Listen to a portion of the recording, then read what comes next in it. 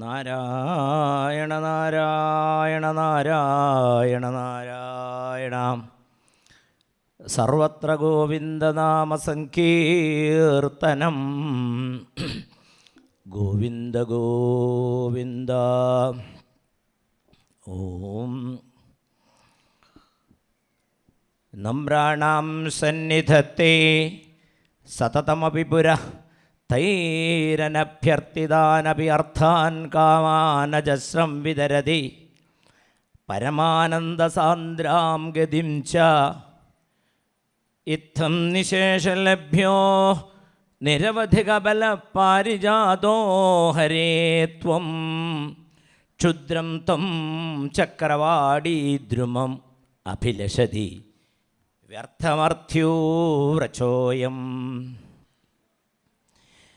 പീതാംബരം കരവിരാജിതചക്രശങ്കകൗമോദഗീ സരസിജം കരുണാസമുദ്രം രാധാസഹായം അതിസുന്ദരമന്ദഹാസം വാതാലയേശമനിശം ഹൃദി ഭാവയാമി.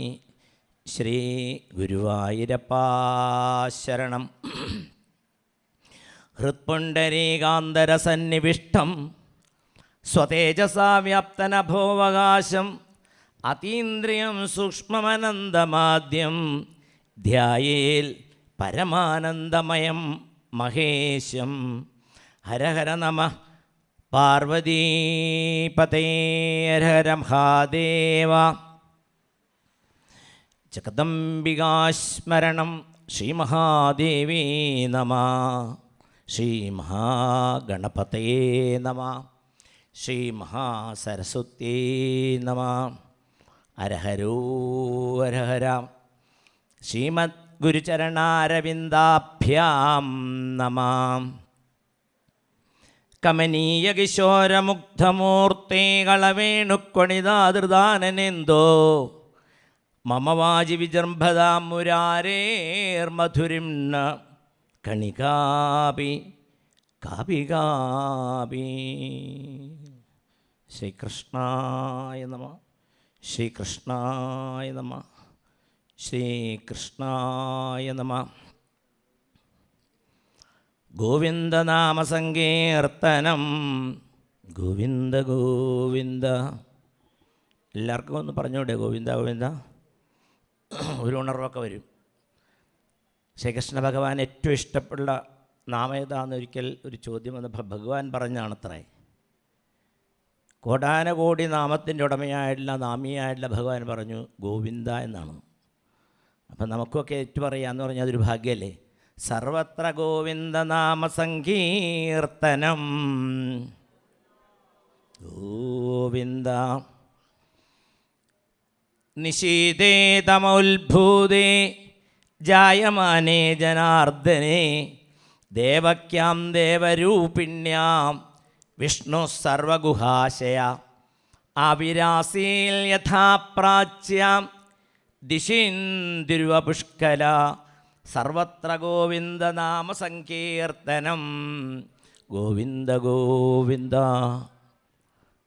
അവതാരം നമുക്കിവിടെ ലളിതമായിട്ടും കുറഞ്ഞ സമയത്തിലും സ്മരിക്കപ്പെടേണ്ട വിഷയമാണ് ശ്രീകൃഷ്ണ അവതാരം. അവതാര ശോകമാണ് നമ്മളിപ്പോൾ കേട്ടത്. സത്രവേദിയിലേക്ക് എത്തിച്ചേർന്നിരിക്കുന്ന എല്ലാ ഭാഗവത ഭക്ത ശിരോമണികളായിട്ടുള്ള എല്ലാ സജ്ജനങ്ങൾക്കും ഇവിടെ വരണമെന്ന് ആഗ്രഹിച്ചിട്ട് വരാൻ പറ്റാത്ത ഭക്തന്മാർക്കും എൻ്റെ വിനീതമായ നമസ്കാരം.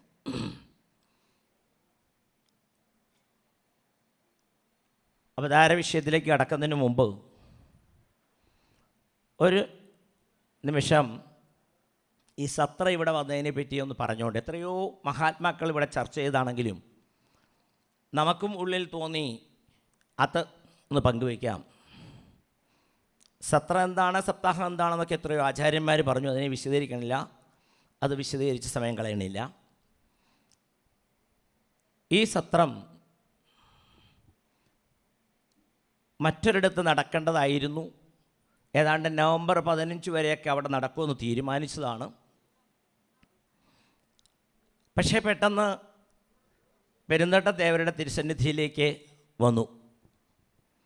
അതുകൊണ്ട് നമുക്കൊക്കെ ഇവിടെ ഇരുന്ന് ആസ്വദിക്കാറായി. ഇതിന് പല ആൾക്കാരും വ്യത്യസ്തമായ അഭിപ്രായങ്ങൾ പറഞ്ഞു. അതൊന്നും ശരിയല്ലെന്നോ ശരിയാണെന്നോ പറയാൻ നമുക്ക് അധികാരമില്ല.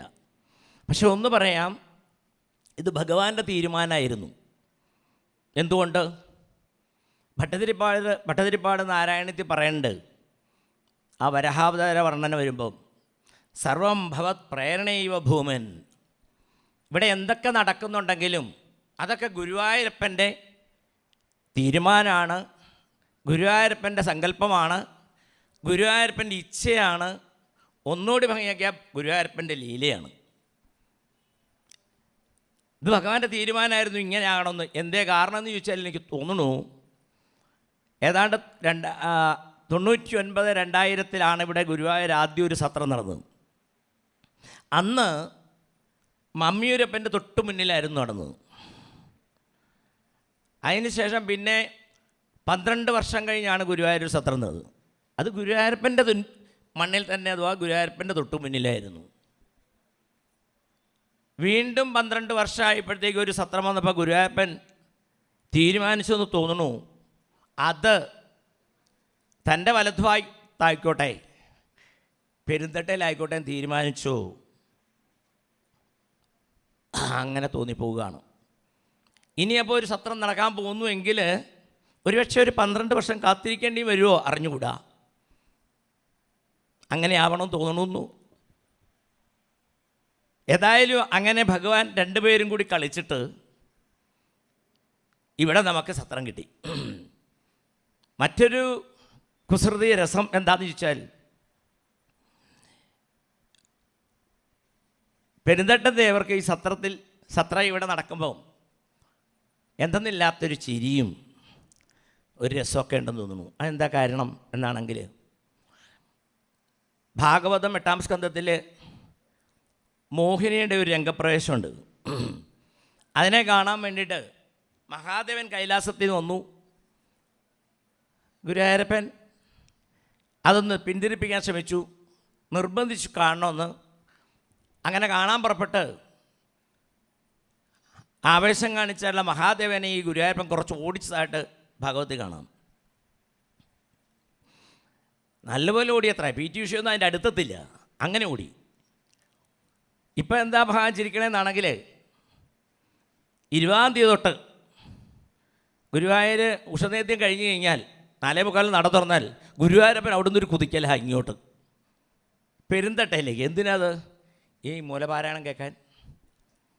ഭഗവാന് മൂലപാരായണം വളരെ ഇഷ്ടമാണ്. അതുകൊണ്ട് മഹാദേവൻ ചിരിക്കേണ്ടത്, അന്ന് എന്നെ കുറേ ഓടിച്ചല്ലേ, ഇപ്പം എനിക്കൊക്കെ ചിലത് സാധിക്കും, ഭാഗവതം വച്ചിട്ടാണെങ്കിലും അങ്ങിങ്ങോട്ട് ഓടി വരുന്നുണ്ടല്ലോ എന്നുള്ളത് അങ്ങനെ തോന്നുകയാണ്. അങ്ങനെയാണത്ര ഇവിടെ ഈ ഭാഗവതം വന്നത്. ഇരിക്കട്ടെ, നമ്മുടെ വിഷയം ശ്രീകൃഷ്ണ അവതാരമാണ്. അവതാരങ്ങളെപ്പറ്റി എത്രയോ ആചാര്യന്മാർ വിശദീകരിച്ചു. സത്യംപരം ധീമിയായിരുന്നു ഇവിടുത്തെ ആദ്യത്തെ പ്രഭാഷണം. അത് പറഞ്ഞ ആചാര്യനായുള്ള കൊളത്തൂർ ഉത്തമൻജി പോലും അവതാരത്തെപ്പറ്റി സൂചിപ്പിച്ചു. മറ്റെത്രയെത്രയോ അവതാരങ്ങൾ പറഞ്ഞു. എന്നാലും നമ്മൾ അവതാരം എന്താണ്? കൃഷ്ണാവതാരം എന്തിനാണ്? കൃഷ്ണൻ ആരാണ്? കൃഷ്ണാവതാരം സ്മരിച്ചാൽ എന്താണ് നമുക്ക് നേട്ടം എന്നൊക്കെ ഒന്ന് ചെറുതായിട്ടൊന്ന് സ്മരിക്കാം. നേരത്തെ ആചാര്യൻ പറഞ്ഞ പോലെ കൃഷ്ണൻ്റെ തത്വം എന്താണെന്ന് ചോദിച്ചാൽ എനിക്കത് വ്യക്തമായിട്ട് പറഞ്ഞു തരാൻ പറ്റുമെന്ന് തോന്നുന്നില്ല. നമ്മളിതിലെ താല്പര്യാർത്ഥങ്ങളൊക്കെ എടുക്കണം, തത്വത്തെ സ്വീകരിക്കേണ്ടതാണെങ്കിലും കൃഷ്ണതത്വം എളുപ്പമല്ല പറയാൻ. കാരണം ദശമസ്കന്ധത്തിൽ ഇനി അങ്ങോട്ട് പോകുമ്പോൾ നമുക്ക് കാണാം, ശ്രീകൃഷ്ണ ഭഗവാൻ ഗോവർദ്ധന പൂജയും ഗോവർദ്ധന ഉദ്ധാരണമൊക്കെ നടത്തിയ ഒരു രംഗം. ഈ സമയത്താണത്രേ ഭഗവാന്റെ കൂട്ടുകാരായുള്ള ഗോപന്മാർ ശ്രീകൃഷ്ണൻ്റെ അച്ഛനാകാൻ ഭാഗ്യം ലഭിച്ചതായിട്ടുള്ള നന്ദഗോപരോട് ചോദിച്ചു, ആരാ ഈ കൃഷ്ണൻ? നന്ദഗോപർ പകച്ചുപോയി. നന്ദഗോപർ പറഞ്ഞു, നാരായണ സമോ ഗുണൈ എന്ന് പറഞ്ഞു വെച്ചു. ഗുണങ്ങളെ കണ്ടു നോക്കുമ്പോൾ നാരായണന് തുല്യമാണ്. പക്ഷേ ഗോപന്മാർക്കത് പൂർണ്ണമായിട്ട് ഉൾക്കൊള്ളാൻ പറ്റിയില്ല. കൃഷ്ണനോട് ചോദിക്കാമെന്ന് തീരുമാനിച്ചു. കൃഷ്ണനോട് ചോദിച്ചു, കാര്യങ്ങൾ മനസ്സിലാക്കി. അപ്പം നന്ദഗോപർക്ക് പോലും പറഞ്ഞു കൊടുക്കാൻ പറ്റാത്ത ആ കൃഷ്ണൻ ആരാന്ന് ചോദിച്ചാൽ എങ്ങനെയാണ് നമ്മൾ പറയുക? എന്നാലും അവതാരത്തിലൂടെ പോകുമ്പോൾ ആ കൃഷ്ണൻ്റെ മഹിമകൾ കുറച്ച് നമുക്ക് കണ്ടുകൊണ്ട് പോകാം. അവതാരം എന്ന് പറഞ്ഞാൽ അവതാരം ഇറങ്ങി വരിക എന്നാണ് അർത്ഥം. എവിടെ നിന്ന് ഇറങ്ങി വരണു എന്നാണെങ്കിൽ എത്രയോ അവതാരം കേട്ടില്ല നമ്മൾ. കപിലാവതാരം, വരാഹാവതാരം, കപിലാവതാരം, അങ്ങനെ ഇങ്ങോട്ട് നമ്മൾ തൊട്ട് മുമ്പേ രാമാവതാരം വരെ കേട്ടു. ഭഗവാൻ അവതരിക്കുന്ന പൊതുവെ പറഞ്ഞാൽ 7 തരത്തിലാണ്. അംശാവതാരം, അംശാവതാരം, ഗുണാവതാരം, കലാവതാരം, ആവേശാവതാരം, പൂർണ്ണാവതാരം, പരിപൂർണ തമ അവതാരം. അപ്പം നേരത്തെ പറഞ്ഞ അവതാരങ്ങളൊക്കെ, രാമാവതാരത്തിന് തൊട്ട് മുൻപ് വരെയുള്ള അവതാരങ്ങളൊക്കെ അംശാവതാരങ്ങളും അംശാംശാവതാരങ്ങളും ഗുണാവതാരങ്ങളും ഒക്കെ ആണെങ്കിലും രാമനായപ്പോൾ അത് പൂർണ്ണാവതാരമായി, കൃഷ്ണനായപ്പം പരിപൂർണ തമ അവതാരമായി. ഇനി അവതാര സമയത്ത് കാണാം 16 കലകളോടുകൂടി ഇതിനു മുമ്പ് അവതരിച്ചതായുള്ള എല്ലാ അവതാരങ്ങളുടെയും ശക്തിയെ കൂട്ടിയോജിപ്പിച്ചുകൊണ്ട് എല്ലാ നിറങ്ങളും കൂടി ചേർത്ത് അങ്ങനെ വന്നതുകൊണ്ടാണ് അത്ര ഭഗവാന് കറുത്ത നിറം പോലും സ്വീകരിക്കേണ്ടി വന്നതെന്നാണ്.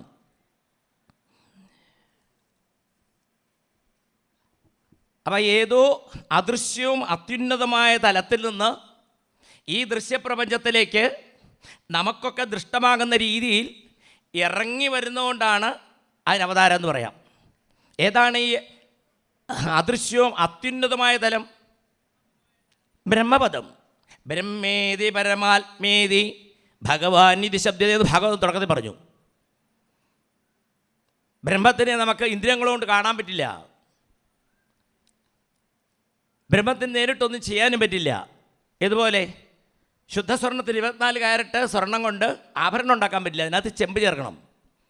അപ്പം അതിനുവേണ്ടി ഭഗവാൻ ഗുണങ്ങളെ സ്വീകരിച്ചുകൊണ്ട് ഇറങ്ങി വരികയാണ്.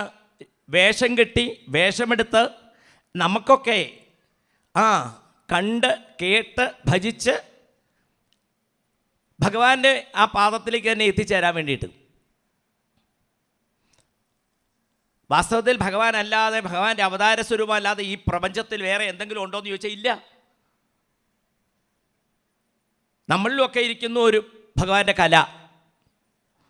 ചുരുക്കി പറഞ്ഞു കഴിഞ്ഞാൽ നമ്മളൊക്കെ ഭഗവാന്റെ അംശാവതാരങ്ങളാണ്, അല്ലേ? ഭഗവാന്റെ ചൈതന്യം നമ്മളിൽ നിന്ന് ഇറങ്ങിപ്പോയാൽ പിന്നെന്ത് പറയും? നമ്മൾ പോയിട്ടോ ചത്തുപോയി എന്നും കൂടെ പറയും, ഇല്ലേ?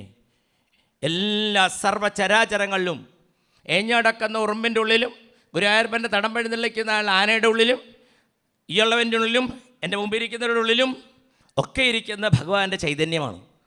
അങ്ങനെ പറയുമ്പോൾ നമ്മളൊക്കെ ഭഗവാന്റെ അംശാവതാരമാണ്. അപ്പോൾ ഒരു പ്രത്യേകത, നമ്മളൊരാളെ ചീത്ത പറഞ്ഞാൽ ആരെയായിരിക്കും ആ ചീത്ത പറയുന്നത്? ഭഗവാനെയാവും. ഒരാളെ സ്തുതിച്ചാൽ അത് ആരെയാകും? അത് ഭഗവാനെയാവും. അപ്പോൾ ആരെയും നമ്മൾ ചീത്ത പറയാനോ ആരെയും നമ്മൾ വെറുക്കാനോ ആരോടും വിദ്വേഷം ചോദിച്ച് പുലർത്താനോ പാടില്ല എന്നുള്ളത് ഈ സന്ദേശം നമ്മളെ ഓർമ്മിപ്പിക്കുകയാണ്. പക്ഷെ എന്നാലും നമുക്ക് നെറ്റി ഒളുങ്ങും. അപ്പോൾ മനസ്സിലാക്കിയോളൂ, നമ്മൾ ഒരാളെ കണ്ട് ദേഷ്യപ്പെട്ടാൽ അത് ഗുരുവായൂരപ്പനെ നമുക്ക് ഗുരുവായൂരപ്പനോട് ദേഷ്യപ്പെടാൻ പറ്റുമോ? ഇല്ല. ഇത് മനസ്സിലാക്കിക്കൊണ്ടാണ് നമ്മുടെ ജീവിതത്തെ ചിട്ടപ്പെടുത്തുന്നുണ്ടെങ്കിൽ ഭാഗവത്തിൻ്റെ തുടക്കത്തിൽ ചോദിച്ച ഒരു ചോദ്യത്തിനുള്ള ഉത്തരവാകും. അതെന്താ ചോദ്യം? സൂതനോട് ശവനാദികൾ ചോദിക്കുന്ന കുറേ ചോദ്യങ്ങളുണ്ട്. അതിൽ ആദ്യത്തെ ചോദ്യം പരമശ്രേയസ് എന്താണെന്നാണ്. പിന്നെ ചോദിക്കുന്ന ഏനാത്മാ സമ്പ്രസീതി. ഈ ചോദ്യം നമ്മൾ സപ്താഹത്തിലൊക്കെ പറയും, ഈ ചോദ്യത്തിൻ്റെ ഉത്തരമാണ് ശ്രീമദ് ഭാഗവതം എന്ന് പറയുന്നത് തുടക്കം മുതൽ ഒടുക്കം വരെ. ഏനാത്മാ സംപ്രസീദതി. ഈ മനസ്സിന് സമാധാനം ഉണ്ടാകാൻ വഴി എന്താണെന്ന് ചോദിച്ച് അവർക്ക് ബുദ്ധിമുട്ടൊന്നുമില്ല, പറയാൻ പോണ ഗുരുനാഥനില്ല. പിന്നെ ആർക്കാണ് ഈ സമാധാനം ഇല്ലാത്തത്? നമ്മൾക്കൊക്കെയാണ്. ഭാഗവതം എടുത്തിരിക്കുന്നവർക്കും ഭാഗവതം പറയുന്നവർക്കും ഭാഗവതം കേൾക്കുന്നവർക്കും സത്രത്തിൽ വന്നവർക്കും സപ്താഹം കേൾക്കുന്നവർക്കും മറ്റുള്ളവർക്കൊക്കെ സമാധാനത്തിൻ്റെ പോരാഴികയുണ്ട്. നമുക്ക് ആർക്കെങ്കിലും ഒരാൾക്ക് പറയാമോ ഞാൻ സന്തുഷ്ടനാണ്, സമ്പൂർണ്ണനാണ്, എനിക്ക് യാതൊരു പ്രശ്നമില്ലെന്ന് പറയാൻ പറ്റുമോ? ആരെങ്കിലും ഒരാൾ പറഞ്ഞാൽ എനിക്ക് വിട്ടുന്നുകൊണ്ട് പറയാൻ പറ്റും, അവരെ ഒരു പാപം കൂടി വരുത്തി വെച്ചു, എന്താ കള്ളത്തരം പറഞ്ഞു. നമ്മളൊക്കെ സമാധാന കുറവുള്ളവരാണ്. അപ്പോൾ സമാധാനക്കുറവുള്ളവർ, സമാധാനം ഇല്ലാത്തവർ എന്തിനെ ആശ്രയിക്കണം എന്നാണെങ്കിൽ ഭാഗവതം നമുക്ക് പറഞ്ഞു തരണു. ഭാഗവത്തെ ആശ്രയിക്കൂ, ഗുരുവായൂരപ്പനെ ആശ്രയിക്കൂ, സമാധാനം കിട്ടും. ഭാഗവത്തെ ആശ്രയിച്ചിട്ടും ഗുരുവായൂരപ്പനെ ആശ്രയിച്ചിട്ടും സമാധാനം കിട്ടുന്നില്ല എന്നുണ്ടെങ്കിൽ അത് ഭാഗവത്തിൻ്റെ കുറവാണോ, ഭാഗവത്തിൻ്റെ പോരാഴികയാണോ? അല്ല, നമ്മൾ ആശ്രയിച്ചതിൻ്റെ പോരാഴികയാണ്. ഇരിക്കട്ടെ, ഭഗവാൻ നേരത്തെ വന്ന അവതാരങ്ങൾ വരാഹമായിട്ട് വാരാഹി എന്നുള്ള ശക്തിയെ സ്വീകരിച്ചുകൊണ്ട് ഭഗവാൻ വന്നു, ഒരു കാര്യം നടത്തി, ഭൂമിയെ ഉദ്ധരിച്ചു, ആ അവതാരം അഴിച്ചു വെച്ചു. അങ്ങനെ ഭഗവാൻ നാരസിംഹി എന്നുള്ള ശക്തിയെ സ്വീകരിച്ചു വന്നു, ഹിരണ്യകശിപുവിനെ നിഗ്രഹരൂപത്തിൽ അനുകരിച്ചു, പ്രഹ്ലാദനെ അനുകരിച്ചു, അവതാരം അഴിച്ചു വെച്ചു. കൗർമി എന്നുള്ള രൂപത്തിൽ വന്നു, കൂർമ്മമായിട്ട് വന്നു, അവിടെ മന്ദരപർവ്വതം പൊക്കി പിടിച്ചു. അങ്ങനെ ഓരോ കർമ്മം ചെയ്യാൻ വേണ്ടി വന്നു, അവതാരം അഴിച്ചു വെച്ചു. എന്നാൽ ശ്രീകൃഷ്ണ അവതാരം അങ്ങനെയല്ല. ശ്രീകൃഷ്ണൻ എന്ന് പറയുന്നത് വെറൊരു അവതാരമല്ല, പിന്നെയോ സാക്ഷാൽ പരബ്രഹ്മം തന്നെയാണ് എന്ന് ഭാഗവത തുടക്കത്തിൽ പറഞ്ഞു. കൃഷ്ണസ്തു ഭഗവാൻ സ്വയം. കൃഷ്ണൻ എന്ന് പറയുന്നത് സാക്ഷാൽ പരബ്രഹ്മം തന്നെയാണ് എന്ന് മറക്കരുത് എന്ന് സൂചന തുടക്കത്തിൽ പറഞ്ഞു. അങ്ങനെയുള്ള ആ പരബ്രഹ്മരൂപം കുട്ടിയായിട്ട് നമ്മുടെ മുമ്പിലേക്ക് എത്തിയ കഥയാണ് നമ്മൾ ഇന്നിവിടെ സ്മരിക്കപ്പെടേണ്ടത്. ഭഗവാൻ ഈ ഉയർന്ന തലത്തിൽ നിന്ന് എന്തിനാണ് ഇങ്ങനെ ഇറങ്ങി വന്നത്? ഇറങ്ങി വരാൻ കാരണം എന്താണ്? ദേവി ഭാഗവതം പറയും, കാരണമില്ലാതെ ഒരു കാര്യവും ഇവിടെ നടക്കില്ല. ആഭരണം ഉണ്ടാകണമെന്ന് പറഞ്ഞാൽ സ്വർണം വേണം, മണ്ണില്ലേൽ കുടമില്ല, സ്വർണമില്ലേൽ ആഭരണമില്ല, വെള്ളമില്ലേൽ നുരയും പതയുമില്ല. നുരയും പതയ്ക്ക് കാരണം വെള്ളമാണ്, കുടവും ചട്ടിയൊക്കെ ഉണ്ടാക്കണമെന്നുണ്ടെങ്കിൽ അതിന് മണ്ണ് കാരണമാണ്. ഇതുപോലെ നമ്മുടെ ജീവിതത്തിൽ എന്തെല്ലാം അനുഭവങ്ങളുണ്ടായാലും അതിൻ്റെ പശ്ചാത്തലത്തിൽ ചില കാരണം ഉണ്ടാവും. നമ്മൾ ചെയ്യുന്ന പൂർവ്വജന്മ കർമ്മത്തിൻ്റെ ഫലമായിട്ടാണ് പിന്നെ ഉണ്ടാകുന്ന സംഭവങ്ങളെല്ലാം. ഇവിടെ ഈ അവതാരങ്ങൾ പോലും നടക്കാൻ കാരണം നമുക്കാർക്കും കാണാൻ പറ്റാതെന്നും ആ പാലാഴിയിൽ പള്ളി കൊള്ളുന്നതുമായിട്ടുള്ള മഹാവിഷ്ണുവിന് പോലും ഒരു ശാപം വന്നു. അതിൻ്റെ ഫലമായിട്ടാണത്രേ ജുഗുപ്സിതം എന്നൊക്കെ ചിലയിടത്ത് പറയുന്നതല്ല, നിന്ദ്യമായിട്ടുള്ള വേഷം എന്ന് ചിലയിടത്ത് സൂചിപ്പിച്ചിട്ടുണ്ട്. ഗുരുവായൂരപ്പനോട് ചോദിച്ചു കഴിഞ്ഞാൽ ഗുരുവായൂരപ്പൻ പറയും, ഞാനെടുക്കുന്ന വേഷത്തിനൊന്നും നിന്ദ്യമെന്ന് പറയാൻ പറ്റില്ല. വരാഹമായിട്ട് വന്നാലും മത്സ്യമായിട്ട് വന്നാലും കൂർമ്മ, അതൊക്കെ എന്ന് പറയാൻ തൻ്റെ സജ്ജനങ്ങളെ അനുഗ്രഹിക്കാൻ വേണ്ടിയിട്ട്. ഇതിലൊക്കെ പറഞ്ഞില്ലേ എന്തിനാ ഭഗവാന്റെ അവതാരം? യഥാഹി ധർമ്മസ്യ ഗ്ലാനിർഭവതി ഭാരത അഭ്യുത്ഥാനമധർമ്മസ്യ തദാത്മാനം സൃജാമി എന്ന് ഇത് എത്രയോ പേര് ഇവിടെ ഇരുന്ന് പറഞ്ഞു. എപ്പോഴാണോ അധർമ്മം പൊട്ടിമുളയ്ക്കുന്നത് അതിനെ നുള്ളിക്കളയാനായിട്ട് ഭഗവാൻ, കുട്ടികളെ മുല്ലപ്പൂ നുള്ളി എടുക്കുന്നവരെ നുള്ളിക്കളയാനായിട്ട് ഭഗവാൻ അവതരിക്കും എന്ന്. എന്തായാലും അതിനൊരു കാരണമുള്ളതായിട്ടാണ് മറ്റ് ഇതര പുരാണങ്ങൾ പറയുന്നത്. മഹാവിഷ്ണുവിനെ ഭൃഗു മഹർഷി ഒരിക്കൽ ശപിക്കുണ്ടായിത്രേ. എന്താ കാരണം? ഞാൻ കഥ മുഴുവൻ വിസ്തരിക്കുന്നില്ല, സൂചന മാത്രം. ഈ ദേവാസുര യുദ്ധം ഇടയ്ക്കിടയ്ക്ക് നടക്കാറുണ്ട്. പല പ്രാവശ്യം ദേവന്മാർ ജയിക്കും, പല പ്രാവശ്യം അസുരന്മാർ ജയിക്കും, അങ്ങനെയൊക്കെ ഉണ്ട്. അങ്ങനെ ഒരിക്കൽ ഗംഭീരമായിട്ട് യുദ്ധം നടക്കുന്ന സമയത്ത് അസുരന്മാരുടെ ഗുരുനാരായണ ശുക്രാചാര്യ പറഞ്ഞു, അവരോട് കുറച്ച് ലോഹ്യമായിട്ടൊക്കെ വെക്കോളൂ, ഞാൻ പോയി തപസ് ചെയ്ത് വിശ്വനിൽ നിന്ന് വരം മേടിച്ചിട്ട് വരാം എന്ന് പറഞ്ഞു പോയി. ഈ തഞ്ചം നോക്കിക്കൊണ്ട് ദേവന്മാർ, ഗുരുനാഥൻ നഷ്ടപ്പെട്ടതായുള്ളത് അറിഞ്ഞ ദേവന്മാർ അസുരന്മാരുടെ യുദ്ധത്തിന് വരണു. അവർക്ക് പിടിച്ചിരിക്കാൻ പറ്റാതെ വന്നു. ആ സമയത്ത് അവർ എല്ലാവരും കൂടി ആലോചിച്ച് ഈ ശുക്രാചാര്യൻ്റെ അമ്മയായിട്ടുള്ള ഭൃഗുമഹർഷിയുടെ പത്നിയായുള്ള കാവ്യമാതാവിനെ ചെന്ന് കാണുകയാണ്. കാര്യം പറഞ്ഞു ഞാൻ നിങ്ങളെ സഹായിക്കാം. അങ്ങനെ കാവ്യമാതാവ് വന്നു. കാവ്യമാതാവിൻ്റെ ശക്തിയിൽ ദേവന്മാരെ നഷ്ടം വരുന്നു, അവർക്ക് നാശം വരുന്നു. അപ്പോൾ ദേവേന്ദ്രൻ മഹാവിഷ്ണുവോട് പറഞ്ഞു, ഈ സമയത്ത് ഇവളെ കൊന്നുകളയാ, അതിന് കുഴപ്പമൊന്നുമില്ല എന്നാണ്. ദേവന്മാർക്ക് വേണ്ടിയിട്ട് മഹാവിഷ്ണു തൻ്റെ ചക്രം അയച്ചു, കാവ്യമാതാവിൻ്റെ കഴുത്ത് മുറിച്ചിട്ടു. ഈ വിവരം ഭർത്താവായിട്ടുള്ള ഭൃഗുമുനി അറിഞ്ഞു. അദ്ദേഹം വന്നു. ആ സമയത്ത് അദ്ദേഹം വിഷ്ണുവിനോടായിട്ട് പറഞ്ഞു, ഞാനിന്ന് ഭാര്യാഹീനായിരിക്കണു, ഈ ദുഷ്കർമ്മം ചെയ്ത നീയാണ്, അതുകൊണ്ട് നീ അനവധി പ്രാവശ്യം നീചയോനിയിൽ നീച രീതിയിൽ ജനിച്ച് ഇങ്ങനെ ചുറ്റി നടന്നോളൂ എന്ന്. ആ ശാപമാണത്രേ, വിഷ്ണുവിന് കിട്ടിയ ശാപമാണത്രേ ഇങ്ങനെയുള്ള മത്സ്യമായിട്ടും കൂർമ്മമായിട്ടും വരാഹമായിട്ടും ഒക്കെ അവതാരം എടുക്കേണ്ടി വന്നത്. അപ്പോൾ ദേവന്മാർക്ക് പോലും ചെയ്യുന്ന കർമ്മത്തിൻ്റെ ഫലം അത് അവശ്യമേവ ഭോക്തവ്യം, കൃതം കർമ്മ ശുഭാശുഭം എന്ന് ദേവി ഭാഗവതം ഒരു സ്കന്ധത്തിൻ്റെ തന്നെ ഒരു മുഖമുദ്രയാണ്. നമ്മൾ ചെയ്യുന്ന കർമ്മത്തിൻ്റെ ഫലം അത് നല്ലതാണെങ്കിൽ നല്ലതായിട്ടും അല്ല ദുഷിച്ചതാണെങ്കിൽ ദുരിതമായിട്ടും വന്നു ചേരും. യാദൃശം കുരുതേ കർമ്മ താദൃശം ഫലമാപ്നുയാൽ. കർമ്മം എപ്രകാരമാകുന്നോ അതുപോലെയാണ് ഫലം വന്നു ചേരുക. സാധാരണ ഉദാഹരണം പറയില്ലേ, മത്തയുടെ അരി കിളിച്ചു വന്നാൽ മത്തങ്ങ അല്ലാണ്ട് കുമ്പളങ്ങ ഉണ്ടാകില്ലെന്നർത്ഥം. അത് ദേവന്മാർക്കും മനുഷ്യർക്കും ഉണ്ടാവും ഇല്ലേ? അങ്ങനെ പല പല അവതാരം എടുത്ത അവസാനം ദ്വാപരയുഗത്തിൻ്റെ അവസാന ഘട്ടത്തിൽ ഇറങ്ങി വന്ന ആത്മസ്വരൂപമാണ് കൃഷ്ണൻ. കൃഷ്ണൻ്റെ പ്രത്യേകത, കൃഷ്ണ എന്ന് പറയുന്ന ശബ്ദത്തിന് തന്നെ ഒരുപാട് അർത്ഥങ്ങളുണ്ട്. കർഷതി ഇതി കൃഷ്ണ എന്നൊരു അർത്ഥം പറയും, വലിക്കുന്നവൻ, ആകർഷിക്കുന്നവൻ, ആകർഷണ ശക്തി. ഇതുപോലെ ആകർഷണശക്തിയുള്ള വേറെ ഏതെങ്കിലും ഒരു വസ്തു ഉണ്ടോ? വേറെ ഏതെങ്കിലും ഒരു മൂർത്തി ഉണ്ടോ? എത്ര സത്യമായ അതിൻ്റെ അർത്ഥം എങ്ങനെ മനസ്സിലായി? ഗുരുവായൂരമ്പലത്തിൽ പോയി നോക്കിയാൽ മതി. ഗുരുവായൂരമ്പലത്തിൽ പോയാൽ നമുക്ക് ഞാൻ തന്നെ ഒന്ന് തൊഴുതരാമെന്ന് പറഞ്ഞു പോന്നിട്ട് ദേവീക്ഷേത്രത്തിൻ്റെ കൂടി സൂത്രത്തിൽ ഇങ്ങോട്ട് പോന്നു. കാര്യം ചുറ്റി വയ്ക്കാൻ, പ്രതിഷ്ഠ വയ്ക്കാൻ പോലും പറ്റുന്നില്ല അവിടെ.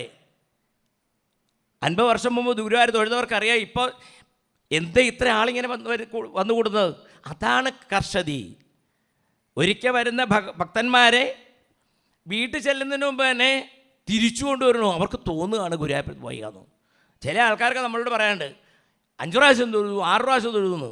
ഞാൻ ചിലപ്പോൾ പറയും, കുറേ ദുരിതം ഉണ്ടാക്കിയില്ലേ, മറ്റുള്ളവരെ ഇങ്ങനെ തടഞ്ഞു നിർത്തിക്കൊണ്ട് നിങ്ങൾ തൊഴുക എന്ന് പറഞ്ഞാൽ അത് പാപമാകുമല്ലോ. എന്നാലും ഭഗവാനെ കണ്ടിട്ട് കൊതി തീരുന്നില്ല. അങ്ങനെയൊക്കെ പാട്ടില്ലേ? ശ്രീമദ് ഭാഗവതത്തിൻ്റെയും ഗുരുവായൂരപ്പൻ്റെയും ഗുരുവായൂരിൻ്റെ മാഹാത്മ്യതാണ്. ഭാഗവതം പാടിയിട്ട് മതി വരണില്ല, ഭാഗവതം കേട്ടിട്ട് മതി വരുന്നില്ല. അതുകൊണ്ടാണല്ലോ ഈ ലോകം മുഴുവൻ സപ്താഹങ്ങളും സത്രങ്ങളും നടന്നു വരുന്നത്. ഇതുപോലെയാണ് ഭാഗവതസ്വരൂപമായുള്ള ശ്രീ ഗുരുവായൂരപ്പനെ, ശ്രീകൃഷ്ണനെ കണ്ടിട്ട് ആർക്കാ മതി വരിക? ഇനി ആർക്കെങ്കിലും മതി വന്നു എന്ന് പറഞ്ഞാൽ നമുക്കൊരു കാര്യം ഉറപ്പിക്കാം, ഹിരണ്യാക്ഷനും ഹിരണ്യകശിപുവും കംസനും ഒക്കെ അവരിലേക്ക് പ്രവേശിച്ചിട്ടുണ്ടെന്നർത്ഥം അല്ലേ? അങ്ങനെയുള്ള കൃഷ്ണന്, കൃഷ്ണ എന്ന് പറയുന്ന ശബ്ദത്തിന് ആനന്ദം എന്നൊരു ശബ്ദമുണ്ട്, പേരുണ്ട്, അർത്ഥമുണ്ട്, സച്ചിദാനന്ദം. അതുകൊണ്ടാണ് ആ ആനന്ദം അനുഭവിക്കാനാണ് ഈ ആൾക്കാരെല്ലാം ഗുരുവായൂരിലേക്ക് എത്തിച്ചേരുന്നത് എന്നുള്ള മുഖവരിയോടുകൂടി നമുക്കിനി ആ വിഷയത്തിലേക്ക് കിടക്കാം. നവസ്കന്ധത്തിൻ്റെ അവസാന ഭാഗത്ത് തൻ്റെ മുമ്പിലിരിക്കുന്ന ആളുടെ പരീക്ഷിത്ത് മഹാരാജന് ശിശു ബ്രഹ്മർഷി ഈ ഭഗവാന്റെ അവതാര കഥ നന്നായി ചുരുക്കി പറഞ്ഞു കേൾപ്പിച്ചു. കുറേ വംശപരമ്പരകളൊക്കെ പറഞ്ഞു. വിദർഭപുത്രന്മാരിൽ കൃതൻ്റെ വംശത്തിൽ മധുവും വൃഷ്ടികളൊക്കെ ഉണ്ടായി എന്ന് പറഞ്ഞു. ദേവകൻ്റെ പുത്രിയായിട്ട് ദേവകി ഉണ്ടായി എന്ന് പറഞ്ഞു. ഉഗ്രസേനൻ്റെ പുത്രനായിട്ട് കംസൻ പൂർവജന്മത്തിൽ കാലനേമിയായിരുന്ന അദ്ദേഹം അവതരിച്ചു എന്ന് പറഞ്ഞു. അതുപോലെ തന്നെ ദേവമീഡൻ്റെ പുത്രനായിട്ട് ശൂരസേനൻ, അദ്ദേഹത്തിൻ്റെ പുത്രനായിട്ട് വസുദേവരും മറ്റ് സഹോദരന്മാരുണ്ടായി എന്ന് പറഞ്ഞു. അദ്ദേഹത്തിന് ദേവകി ഉൾപ്പെടെ 5 സഹോദരിമാരുണ്ടായെന്ന് പറഞ്ഞു. അതിൽ ദേവകിയെ വസുദേവർ കല്യാണം കഴിച്ചു എന്ന് പറഞ്ഞു. ദേവകി കൂടാതെ മറ്റ് 5-6 ഭാര്യമാരൂടെ ഉണ്ടായിരുന്നെങ്കിലും ദേവകിയുടെ മാത്രം പ്രത്യേകിച്ച് പറഞ്ഞു. ദേവകിയിൽ വസുദേവർക്ക് കൃത്തിമന്തൻ, സുഷേണൻ, ഭദ്രസേനൻ, ഋജു, സമ്മർദ്ദനൻ, ഭദ്രൻ, സംഘർഷണൻ, കൃഷ്ണൻ ഇങ്ങനെയുള്ള 8 കുട്ടികളുണ്ടായി. സഹോദരിയായിട്ട് സുഭദ്ര ഉണ്ടായി എന്ന് സൂചിപ്പിച്ചു. എന്നിട്ട് പറഞ്ഞു ഭഗവാൻ എന്തിനാ കൃഷ്ണൻ അങ്ങനെ വന്നേന്നൂടെ ഗീതയിൽ പറഞ്ഞ പോലെ ഭാഗവത്തിൻ്റെ അവസാനം നവത്തിൻ്റെ അവസാനം പറഞ്ഞു.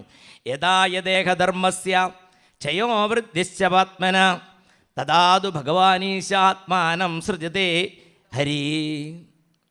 ഗീതയിൽ പറഞ്ഞതേ അർത്ഥത്തിൽ പറഞ്ഞു. ധർമ്മത്തിന് നാശം വരിക, അധർമ്മം പൊട്ടിവിളയ്ക്കുക, ആ സമയത്ത് ആ ഭഗവാൻ അവതരിക്കും നിന്തിരുവടി. അങ്ങനെയാണ് കൃഷ്ണാവതാരം എടുത്തതെന്ന് പറഞ്ഞു. അങ്ങനെ ഭഗവാൻ അവതരിച്ച് 125 വർഷം ഭഗവാൻ 3 തരം ലീലകളാടി. വൃന്ദാവന ലീല അഥവാ അമ്പാടി ലീല, മധുര ലീല, ദ്വാരക ലീല, ഇങ്ങനെ 3 തരം ലീലകളാടി. ഭൂമിയുടെ ഭാരം വേണ്ട പോലെ കുറച്ചു. അവസാനം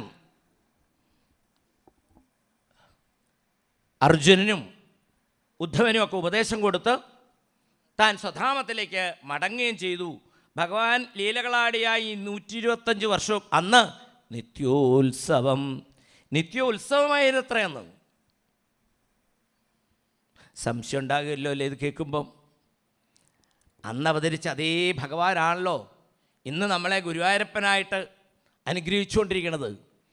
ഇന്ന് ലോകത്തിൽ എവിടെയെങ്കിലും ഒരു നിത്യോത്സവം നടക്കുന്നുണ്ടോ എന്ന് ചോദിച്ചാൽ നമുക്ക് ഉറപ്പിച്ച് പറയാം, ഉറക്കെ പറയാം, അത് ഗുരുവായൂരാണ്. ആനന്ദോത്സവമാണ് അവിടെ ഏത് സമയവും ഏത് ദിവസവും, അല്ലേ? ഇന്നത്തെ തന്നെ പ്രത്യേകത നോക്കൂ. വാസ്തവത്തിൽ ഗുരുവായൂരമ്പലത്തിൽ 1 വർഷത്തിൽ ഒരിക്കൽ നടക്കുന്ന ഒരു സംഭവം നടന്ന ദിവസമാണ് ഇന്ന്. കളഭത്തിൽ കുളിച്ചങ്ങനെ നിൽക്കുന്ന ഒരു രംഗം, കളഭാട്ടം. ഇന്ന് വ്യാഴാഴ്ച ഏകാദശി സത്രത്തിലാണ് ശ്രീകൃഷ്ണ അവതാരവും പാരായണവും പ്രഭാഷണം ഒന്നിച്ചു വന്നു. സാധാരണ സത്രത്തിൽ പാരായണം പ്രഭാഷണം കൂടി കോർഡിനേറ്റ് ചെയ്യാറില്ല. അങ്ങനെയൊക്കെ ഇന്ന് പെൺതട്ടത്തേവർ അനുഗ്രഹം വർഷിച്ചിരിക്കുന്നു. അങ്ങനെയുള്ള ഭഗവാന്റെ പ്രത്യേകതകൾ ചോദിച്ചു കഴിഞ്ഞാൽ എല്ലാ വൈഭവങ്ങളും നിറഞ്ഞ ആളാണ് ഭഗവാൻ. ഇപ്പം നരസിംഹമായിട്ട് വന്നപ്പോൾ ഒരു കലയുണ്ടായിരുന്നു, മത്സ്യം എന്ന് പറയുന്ന ഒരു കലയുണ്ടായിരുന്നു. എന്നാൽ കൃഷ്ണനോ, കൃഷ്ണൻ്റെ പ്രത്യേകത ഒരു 5-6 എടുത്തു പറയണം. എന്താ പ്രത്യേകത? സമ്പൂർണ്ണ പ്രേമഭാവം, അതുപോലെ കാരുണ്യഭാവം, വാത്സല്യം, സേവനഭാവം, ക്ഷമാഭാവം, മൈത്രിഭാവം, ഇതൊക്കെ എടുത്തു പറയേണ്ടതാണ്. ഇത് ഭാഗവത്തിലൂടെ നമുക്ക് കാണാം. സമ്പൂർണ്ണ പ്രേമഭാവം കാണിച്ചു കൊടുത്തത് അതിലൂടെയാണെങ്കിൽ ഗോപീഗോപന്മാർക്കാണ്. കാരുണ്യഭാവം കാണിച്ചത് ആ ഭീഷ്മരുടെ മുമ്പിലേക്ക് എത്തിയതും കുന്തിയമ്മയുടെ മുമ്പിലേക്ക് എത്തിയതും. അതുപോലെ വാത്സല്യവും. സേവനഭാവം നിറഞ്ഞു നിൽക്കുന്നു രാജസൂയത്തിൽ ഭഗവാൻ കർമ്മയോഗിയായി നിന്നുകൊണ്ട്. ക്ഷമാഭാവം, അതുകൊണ്ട് ഭഗവാൻ തൻ്റെ തന്നെ ബന്ധുവായിട്ടുള്ള ശിശുപാലൻ 100 അപരാധം പറഞ്ഞു കഴിഞ്ഞപ്പോൾ ഘോരനാം ദൈത്യനെ വന്ന കൃഷ്ണഹരി. 100 ചീത്ത പറയുന്നവരെ കൃഷ്ണൻ അനങ്ങിയില്ല എന്നുള്ളതാണ്. 99 ചക്രയച്ചില്ല, 101 വേണ്ടി കാത്തു നിന്ന വെരി പർട്ടിക്കുലറാണ് ഭഗവാൻ. കണക്കിൻ്റെ കാര്യത്തിൽ പറയാൻ വേണ്ട. 100 അയച്ചു, അതുവരെ ക്ഷമിച്ചിരുന്നില്ലേ? ഇതാണ് ക്ഷമാശീലം എന്ന് പറയുന്നത്.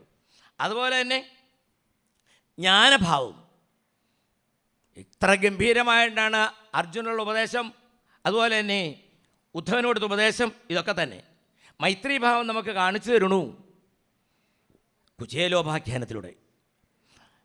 ഇതൊക്കെ എടുത്തു പറയേണ്ട ഭഗവാന്റെ പ്രത്യേകതകളാണ്.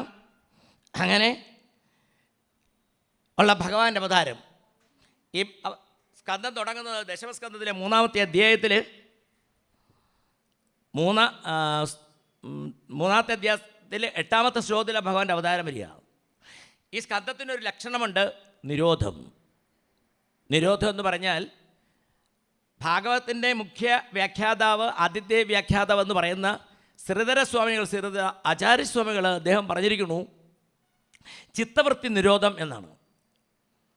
എന്ന് പറഞ്ഞു കഴിഞ്ഞാൽ നമ്മുടെ ചിത്തത്തിലാണല്ലോ ഈ വൃത്തികളെല്ലാം ഉണ്ടാകുന്നത്.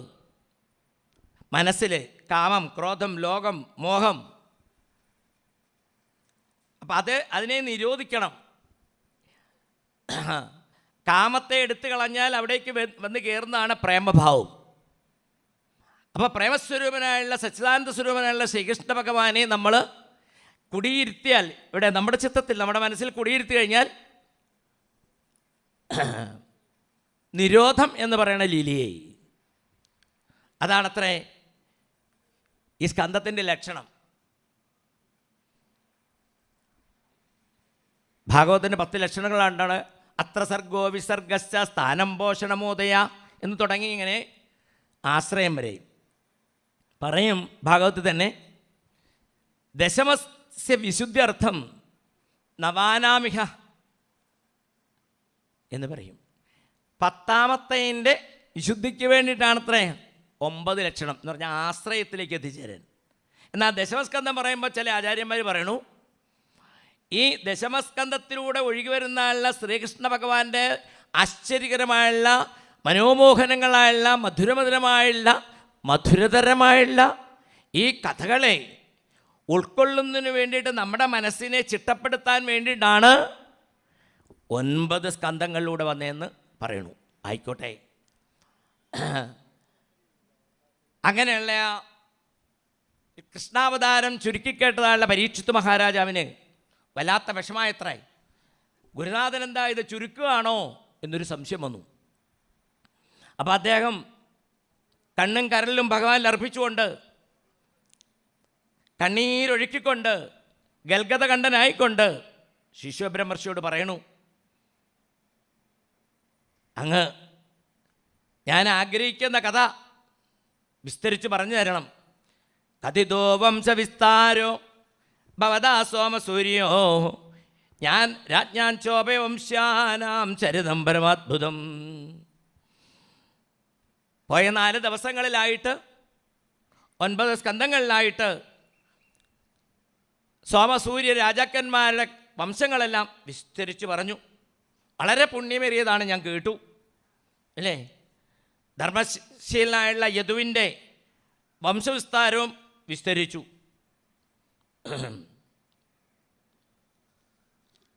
കൃഷ്ണാവതാരം ആ യദുവംശം പറഞ്ഞു വന്നപ്പോൾ കൃഷ്ണാവതാരം അങ്ങ് ചുരുക്കി പറഞ്ഞു. സർവസൃഷ്ടികളുടെ നിയന്താവായിട്ടുള്ള ആ ഭഗവാന്റെ കഥ അത് അവിടുത്തെ എനിക്ക് പറഞ്ഞു തരണം. അവിടുത്തെ മുഖാരവിന്ദത്തിൽ നിന്ന് കേൾക്കുമ്പോഴാണ് അതിൻ്റെ ആ മാധുര്യം ഉണ്ടാകുക. ലോകത്തിൽ 3 തരം ആൾക്കാരുണ്ട്. നിവൃത്തശൈരുപകീയമാനാൽ, ഭവോഷത ശ്രോത്രമനോഭിരാമാൽ, ഉത്തമ ശ്ലോക ഗുണാനുവാദാൽ പുവാൻ വിരജ്യേത വിനാഭശുഗ്രാനം. ബദ്ധന്മാർ, മുക്തന്മാർ മോക്ഷേശികളെന്ന് പറയും. ബദ്ധനാണെങ്കിലും കർമ്മത്തിലൊക്കെ കുരുങ്ങി കിടക്കുന്നവരാണെങ്കിലും മോക്ഷം ആഗ്രഹിക്കുന്നവരാണെങ്കിലും കേൾക്കാൻ കൊതിക്കുന്നതാണല്ലോ ഈ ശ്രീകൃഷ്ണ ഭഗവാന്റെ കഥ. ശ്രോത്ര മനോഭിരാമാൽ എന്ന് പറഞ്ഞു. അതാർക്കാ മതിയാകുക? കേട്ടിട്ട് മതി വരുമോ? അതുകൊണ്ട് ഞാൻ ഈ 3 കൂട്ടത്തിലും പെടില്ലേ അല്ലേ? ബദ്ധനോ മുക്തനോ അല്ലെങ്കിൽ മോക്ഷേച്ചു ആയില്ലേ? ആവില്ലേ? പോരാ. മഹാഭാരത യുദ്ധമാകുന്ന മഹാസമുദ്രത്തെ പോരാ, ആ സമുദ്രത്തിൽ ഭീഷ്മദ്രോണാദികളാകുന്ന തിമിംഗലങ്ങൾ ഉണ്ടായിട്ട് പോലും ഒരു നീണ്ടു കിടക്കുന്ന സമുദ്രം ഒരു പശുവിൻ്റെ കുളമ്പടിയിൽ കിടക്കുന്ന വെള്ളത്തെ കാലുകൊണ്ട് കവച്ചു വെച്ച് പോകുന്ന രീതിയിൽ എൻ്റെ പൂർവികർക്ക് ആ മഹാഭാരത യുദ്ധത്തെ ജയിക്കാൻ സാധിച്ചു. എന്തുകൊണ്ടെന്നാൽ ശ്രീകൃഷ്ണ ഭഗവാന്റെ കാരുണ്യം, വാത്സല്യം കൊണ്ട്. അങ്ങനെയുള്ള അദ്ദേഹത്തിൻ്റെ കഥ അവിടുന്ന് എനിക്ക് പറഞ്ഞു തരണം. പോരാ, ദ്രൗണ്യസ്ത്ര വിപ്ലഷ്ടമിതം മതംഗം സന്താനബീജം ഗുരുപാണ്ഡവാനാം ജുഗോപകുക്ഷിം ഗതാത്തചക്രോ മാതുശ്ചമേയ ശരണം ഗതായാം. ആ അശ്വത്ഥാമാവിൻ്റെ അസ്ത്രത്താൽ എൻ്റെ അമ്മയുടെ ഗർഭത്തിൽ വെച്ചിട്ട് ഞാൻ കരിഞ്ഞു പോയതാണ്. ഇന്ന് അങ്ങയുടെ മുമ്പിലിരുന്നുകൊണ്ട് അങ്ങയുടെ മുഖാരബന്ധത്തിൽ ഒഴിവെന്നുള്ള മനോമോഹനങ്ങളുടെ കഥകൾ എനിക്ക് ആസ്വദിക്കാൻ സാധിച്ചത് ആ ഭഗവാൻ എന്നെ രക്ഷിച്ചുകൊണ്ടാണ്. അങ്ങനെയുള്ള ഭഗവാന്റെ കഥ അവിടുന്ന് എനിക്ക് പറഞ്ഞു തരില്ലേ? പറഞ്ഞു തരണം. എന്നിട്ട് പിന്നെ ചില ചോദ്യങ്ങളൊക്കെ ചോദിച്ചു.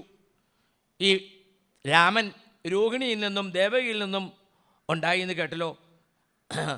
അതുപോലെ കൃഷ്ണൻ അവതരിച്ചിട്ട് പിതൃഗ്രഹത്തിൽ നിന്ന് അമ്പാടിയിലേക്ക് ഗോകുലത്തിലേക്ക് പോയെന്ന് കേട്ടു.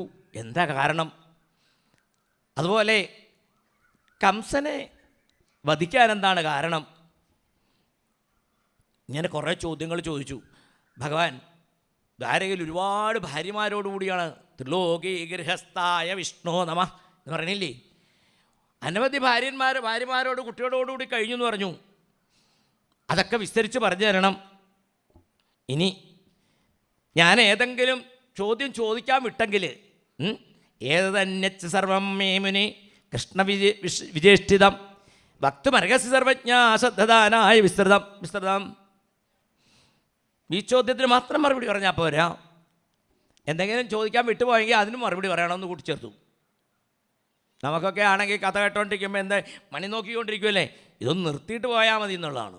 പരീക്ഷിത് മഹാരാജ് പറയണു, ഞാൻ വിട്ടുപോയ ചോദ്യത്തിലൂടെ മറുപടി പറയണം.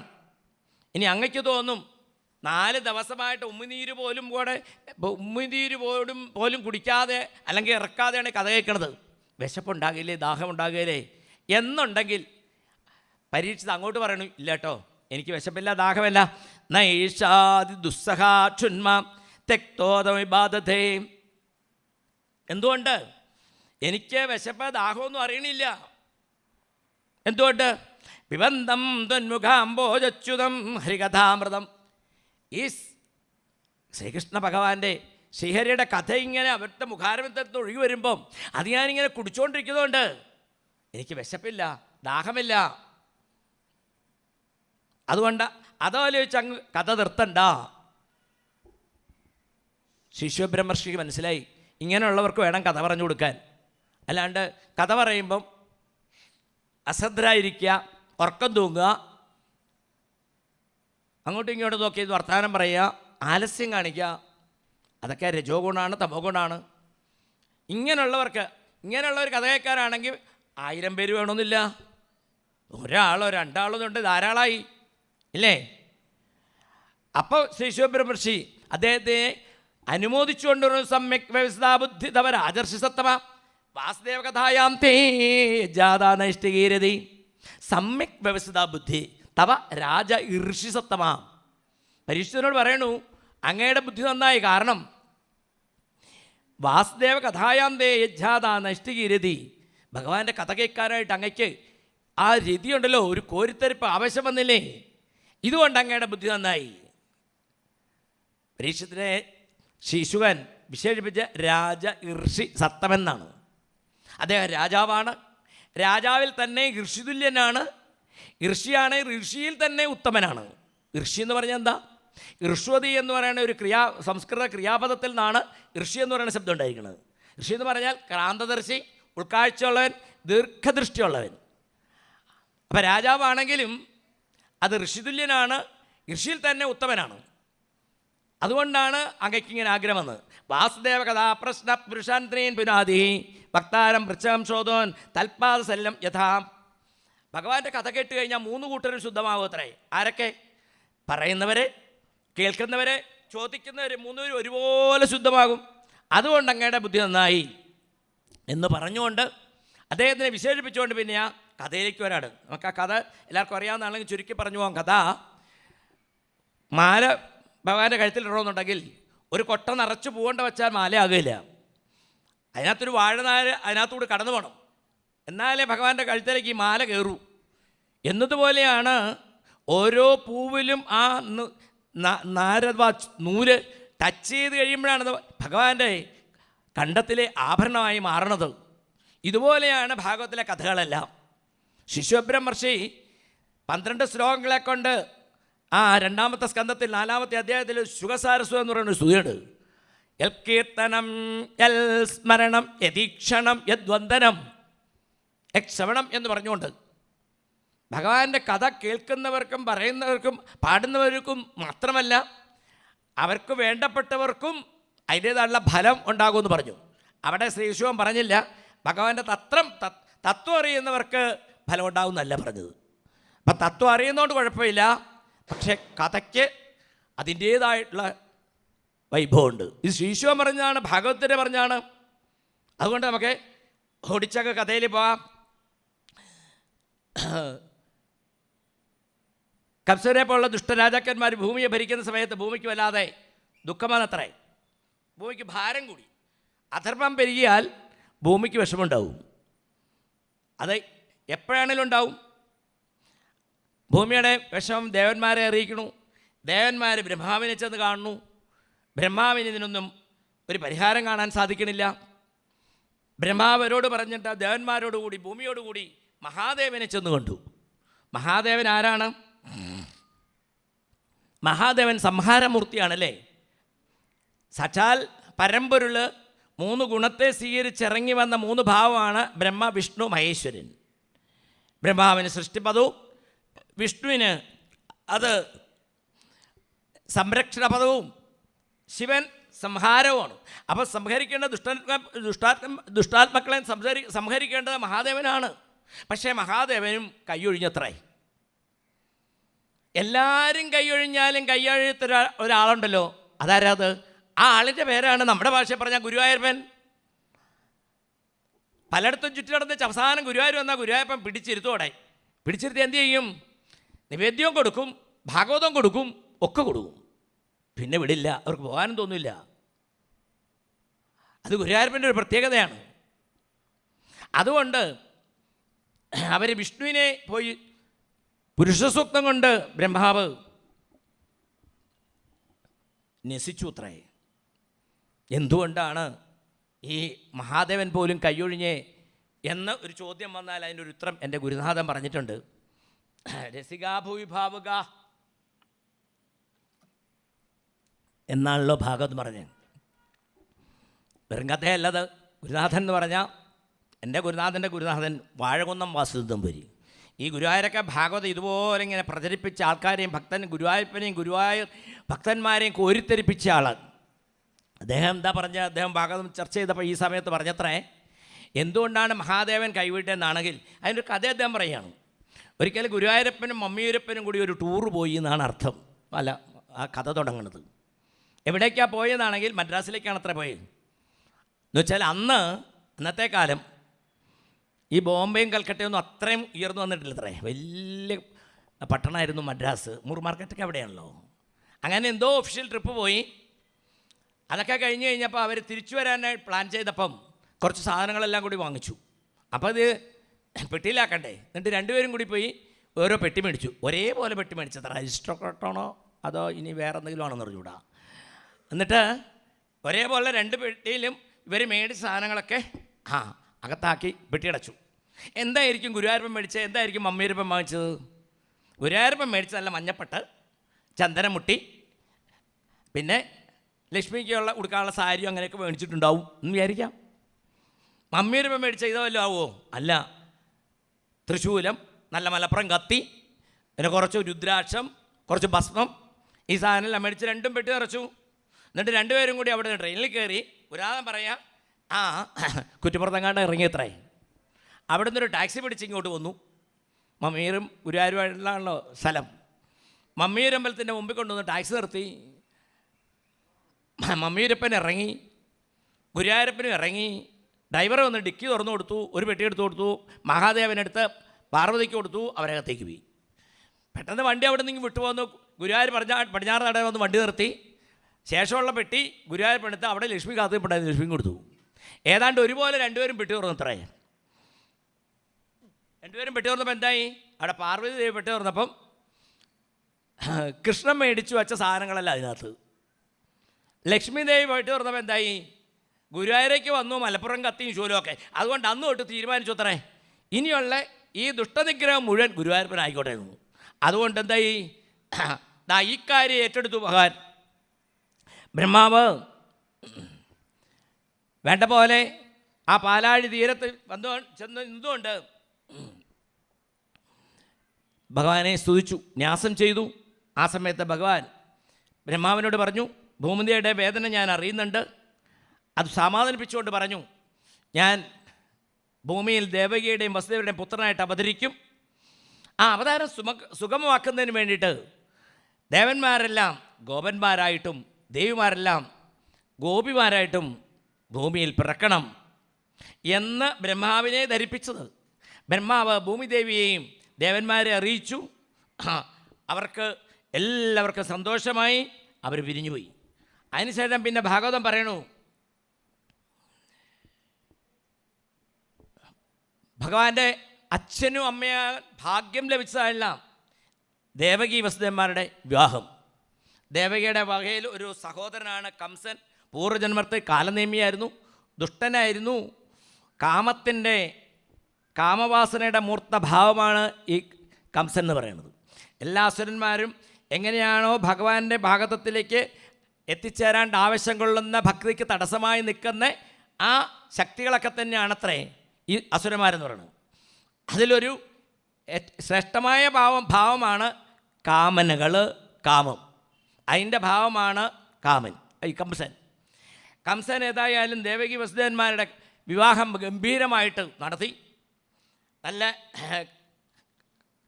വിവാഹമൊക്കെ കഴിഞ്ഞ് അലങ്കരിച്ചതായുള്ള തേരിൽ, മുല്ലം പൂക്കൾ കൊണ്ട് അലങ്കരിച്ചതായുള്ള തേരിൽ അനവധി തേരിൻ്റെ അകമ്പടിയോടുകൂടി വധുവിനെ ഗ്രഹപ്രവേശത്തിന് വേണ്ടിയിട്ട് കംസൻ തന്നെ തേര് തെളിച്ച് മുന്നോട്ട് പോകുന്നത്രേ. നല്ലൊരു ഘോഷയാത്ര പോലെ. അതിനകത്ത് ഉഗ്രസേനൻ ദേവകിക്ക് സ്ത്രീധനം കൊടുത്തൊക്കെ ഇവിടെ പറയുന്നുണ്ട്. ദാസീനാം സുകുമാരീണാം ദ്വേഷതേ സമലംകൃതേ. 200 ദാസിമാരെയൊക്കെ കൊടുത്തു, ദേവകിയുടെ കൂടെ വിട്ടു എന്നൊക്കെയാണ് പറയുന്നത്. ഈ ദാസിമാരെയൊക്കെ കൊണ്ടുപോകുമ്പോൾ വളരെ സൂക്ഷിക്കേണ്ടതാണ്. നവസ്കന്ധത്തിൽ കാണാം, ദാസിയെ കൊണ്ടുപോയപ്പം സൂക്ഷിക്കണേ എന്ന് യയാതിയുടെ ചരിത്രത്തിൽ പറഞ്ഞു. കാര്യം ഭാര്യയെ സഹായിക്കാൻ ദാസിമാർ വന്നു കഴിഞ്ഞാൽ വളരെ സൂക്ഷിക്കണമെന്ന് അവിടെ പറഞ്ഞൊരു കഥയുണ്ട്.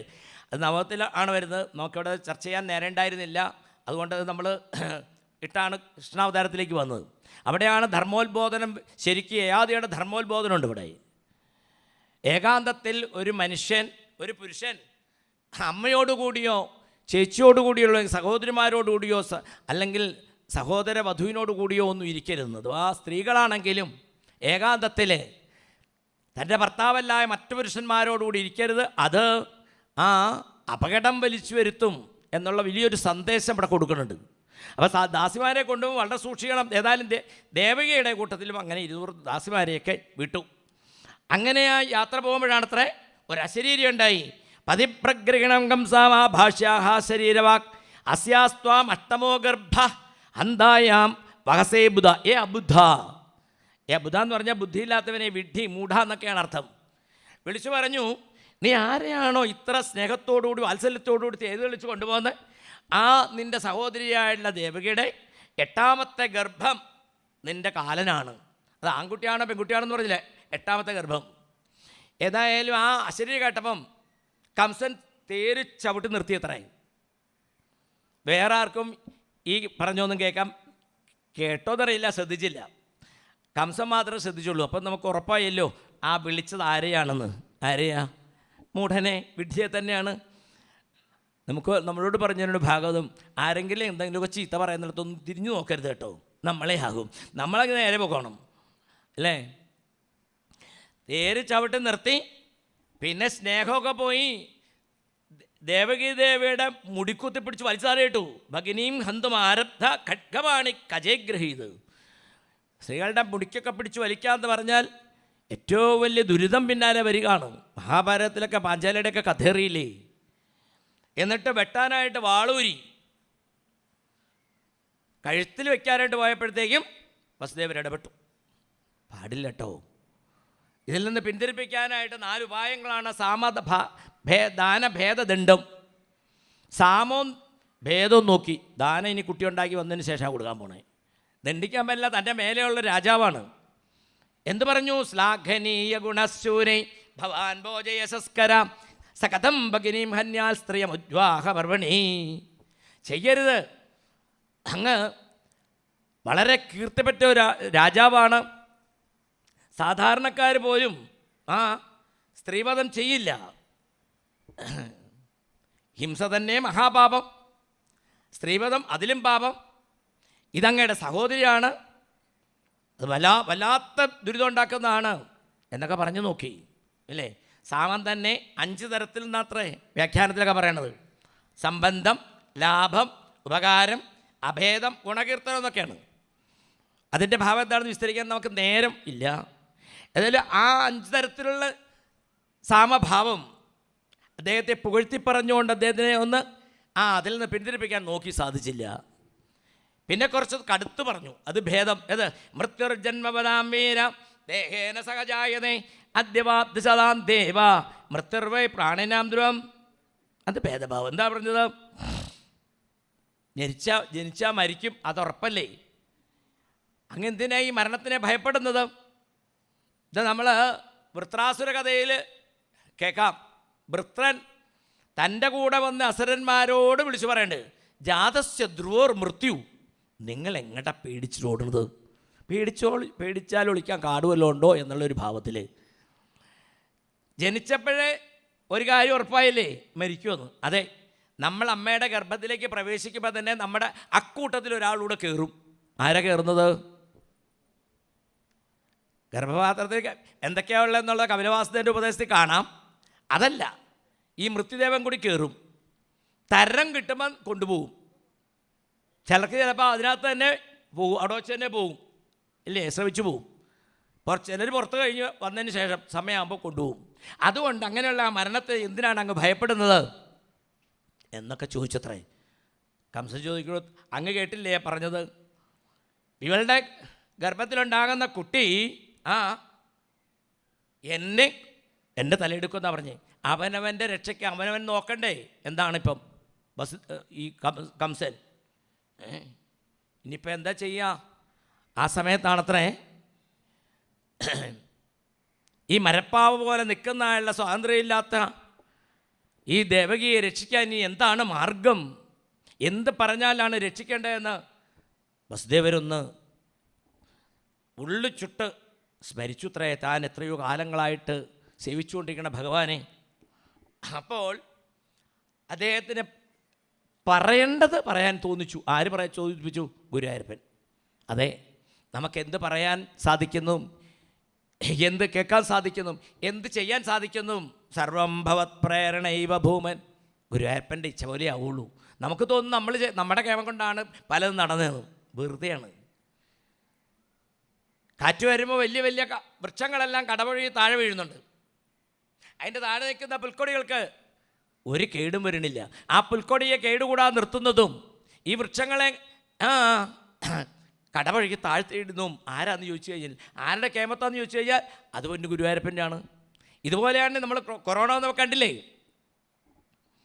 നല്ല ആരോഗ്യമുള്ളവർ, ചെറുപ്പക്കാർ, നല്ല സമ്പത്തുള്ളവർ, ബന്ധുവിലുള്ളവരൊക്കെ ചിലപ്പോൾ പോയി, പലരും പോയി. 100, 110 വയസ്സുള്ളവർക്ക് കൊറോണ പിടിച്ചിട്ടും അവർ രക്ഷപ്പെട്ടു. അപ്പം ഈ പ്രപഞ്ചത്തിൽ എന്തൊക്കെ നടന്നാലും അതൊക്കെ സർവം ഭവൽ പ്രേരണൈവ ഭുവൻ, ഭഗവാന്റെ തീരുമാനമാണ്. വസുദേവർ പറഞ്ഞു, ലക്ഷ്യസ്യാസ്തേ ഭയം സൗമ്യ യദ്വാഗാഹ ശരീരിണി പുത്രാൻ സമർപ്പിഷ്യേസ്യ യദസ്തേ ഭയമുദ്യം. ഇവളെ പ്രസവിച്ചാൽ അങ്ങക്ക് ഭയമുണ്ടാകുന്ന എല്ലാ കുട്ടികളെയും കൊണ്ട് തരാം. ആ യദസ്തേ ഭയമുദ്യം എന്നുള്ളതിന് 2 തരത്തിൽ അർത്ഥം എടുക്കാം. ഭയം ഉദ്ധിതമെന്നും ആകാം, അഭയം ഉദ്ധിതമെന്നും ആകാം. ഭയമുള്ളതിനെ തരില്ല എന്നും ആകാം, ഭയമുള്ളതിനെ തരുന്ന 2 വിധത്തിൽ അതിനെ വ്യാഖ്യാനിക്കാം. ഏതായാലും കംസന് സന്തോഷമായി. അവിടെ വച്ച് പിന്നെ സഹോദരിയുള്ള സ്നേഹമൊക്കെ കഴിയുകയാണ്. ദേവകിയും വസുദേവരും കൂടി അവരുടെ കൊട്ടാരത്തിലേക്ക് പോരുന്നു. കംസൻ അവിടെ വെച്ച് പിരിയാണ്, വാള് നീട്ടി സത്യമൊക്കെ ചെയ്തത്രേ അല്ലേ. ഇത് കേൾക്കുമ്പോൾ നമുക്ക് തോന്നും എന്തൊരു ദുഷ്ടനായി വസുദേവർ. ദേവകിയിലുണ്ടാകുന്ന കുട്ടികളെയൊക്കെ തല്ലിക്കെല്ലാം കൊടുത്തേച്ച് ദേവകിയുടെ കഴിയാം എന്ന് അല്ലേ അദ്ദേഹം പറഞ്ഞതെന്നാണെങ്കിൽ അല്ല. എന്തുകൊണ്ട്? കാരണമുണ്ട്. ഇത് ഭഗവാനുള്ളിൽ നിന്നാണ് പറയിപ്പിച്ചത്. പോരാ, അശരീരി കേട്ടത് ദേവകിയുടെ ഗർഭത്തിലുള്ള കുട്ടി കംസനെ വധിക്കുമെന്നാണ്. അല്ലാണ്ട് കംസൻ കുട്ടികളെ വധിക്കുമെന്ന് പറഞ്ഞിട്ടില്ല. ദേവകി ദേവിയെ കല്യാണം കഴിച്ചിട്ടേ ഉള്ളൂ. ദേവദേവി ഗർഭം ധരിക്കുമെന്ന് ഉറപ്പില്ല. കുട്ടിയുണ്ടായാൽ കൊടുത്താൽ മതി. പോരാ, ദേവകിയിൽ നിന്നൊരു ഉണ്ണി ഉണ്ടാകുന്നതിന് മുമ്പേ ദുഷ്ടനായുള്ള കംസൻ, ആയുധധാരിയായുള്ള കംസനെ മറ്റൊരു ആയുധധാരിയിൽ നിന്ന് നാശം ഉണ്ടാകാം. എന്തായാലും അങ്ങനെ പറഞ്ഞു. തിരിച്ചുപോയി. കാലക്രമത്തിൽ ദേവദേവി ഗർഭം ധരിക്കണു. അതക്കാലുപാവർത്തേ ദേവകി സർവദേവത പുത്രാൻ പ്രസുഷവേജാഷ്ടോ കന്യാം ചൈവാനുവത്സരം. ദേവകി സർവദേവത, സർവദേവന്മാരുടെയും അമ്മയായിട്ടുള്ള ദേവകി എന്ന് പറഞ്ഞാൽ ഈ ദേവകിയാണ് പൂർവ്വജന്മത്തിൽ അതിഥിയായിട്ട് വന്നത്. അതിഥിയിൽ നിന്നാണ് ദേവന്മാരുണ്ടായത്. ആ അതിഥി ദേവിയാണിപ്പം ദേവകിയായിട്ട് വന്നത്. ദേവകി എന്ന് പറയുന്ന ശബ്ദത്തിന്, അത് മുറിച്ചാൽ ദേവ എന്ന് പറയുന്ന ശബ്ദത്തിന് സത്യമെന്നും കി എന്ന് പറഞ്ഞാൽ ധരിക്കുന്നവരെന്നുമാണ്. അപ്പോൾ ദേവകി എന്ന് പറഞ്ഞാൽ സത്യത്തെ ധരിക്കുന്നവർ എന്നർത്ഥം. ദേവകി ആരെയാ ധരിക്കാൻ പോണതിനി? ഭാഗവത്തിൻ്റെ മുഖമുദ്രയായുള്ള സത്യം പരം ധീമി ഭാഗവത പ്രതിപാദ്യമുള്ള ഗുരുവായൂരപ്പനെ ഉള്ളിൽ ധരിക്കാൻ പോവുകയാണ്. അങ്ങനെയുള്ള ദേവകി.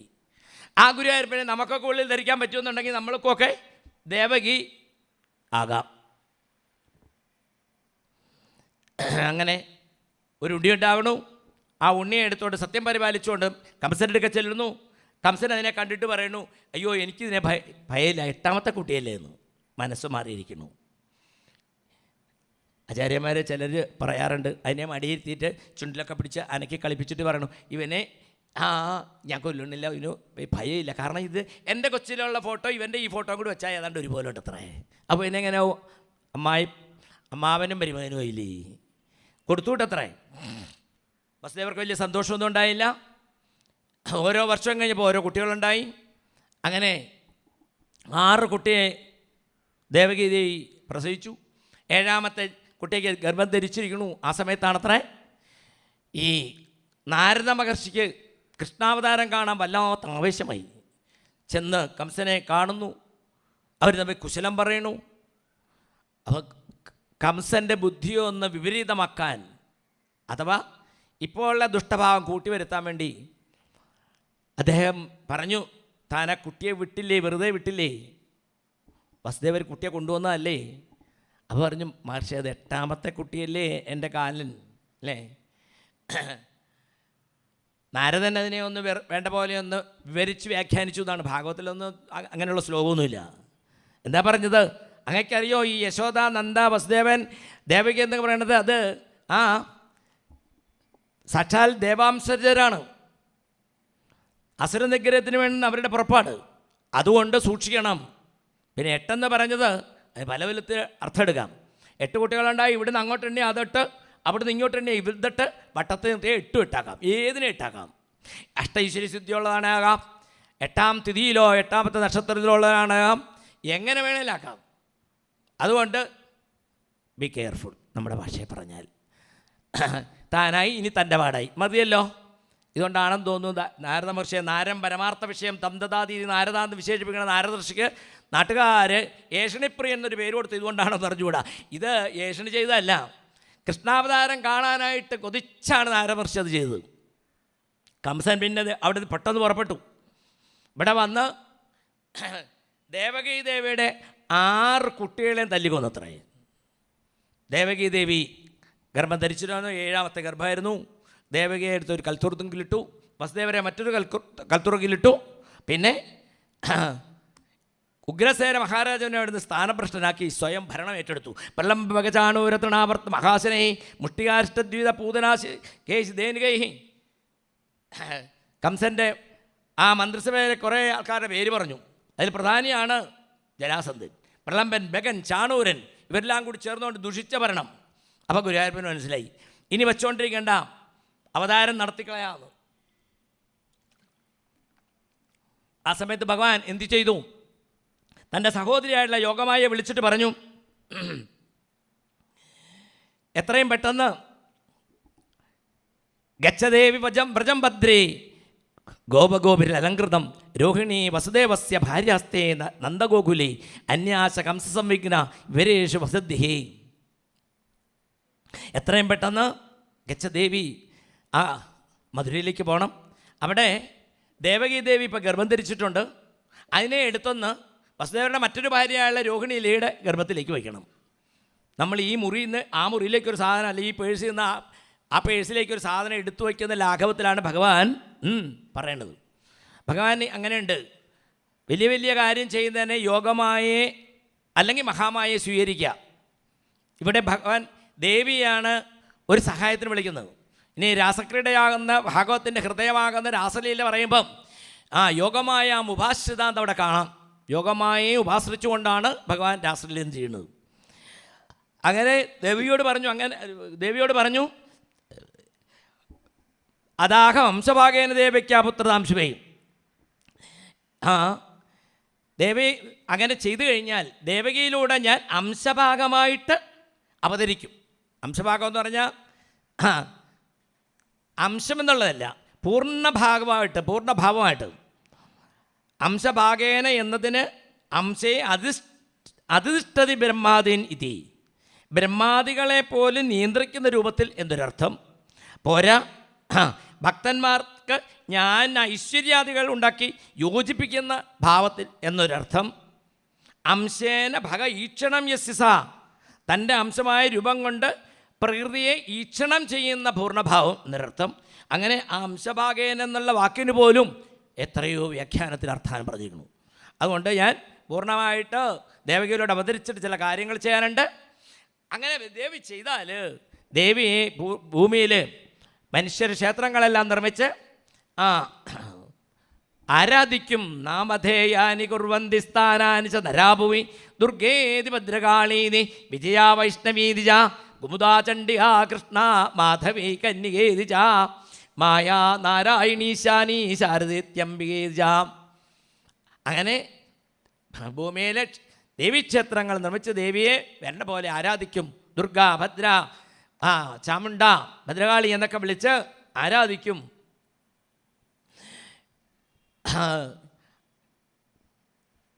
രോഹിണിയിൽ നിന്ന് എൻ്റെ അംശഭൂതമായിട്ടുള്ള ഭഗവാൻ അനന്തൻ്റെ അംശം അവതരിക്കും. സംഘർഷണെന്നും രാമനെന്നും ബലനെന്നും പേരുമെന്ന് പറഞ്ഞു. കൃഷ്ണാവതാരത്തിൽ ഇപ്പം നാളെ വായിക്കുമ്പോൾ നമുക്ക് കാണാം ഭഗവാന്റെ പേരിടൽ കർമ്മം. പക്ഷെ ബലരാമൻ്റെ പേരിടൽ ഗുരുവായൂരപ്പൻ ഇവിടെ നടത്തി. ഭഗവാൻ ഉണ്ടാകാൻ പോകുന്ന പേരെന്തൊക്കെയാണെങ്കിൽ ഗർഭസംഘർഷണാത്മം വൈ പ്രാഹു സംഘർഷണം ഭൂമി രാമേതി ലോകരമണാൽ ബലം ബലവതുഷ്യാത്. ബലത്തോടുകൂടി വരുന്നതുകൊണ്ട് നല്ല ആരോഗ്യം, ശക്തി സ്വരൂപനായതുകൊണ്ട് ബലനെന്നും രാമനെന്നും അതുപോലെ സംഘർഷം എന്നുള്ള പേരിൽ വരും എന്ന് പറഞ്ഞു.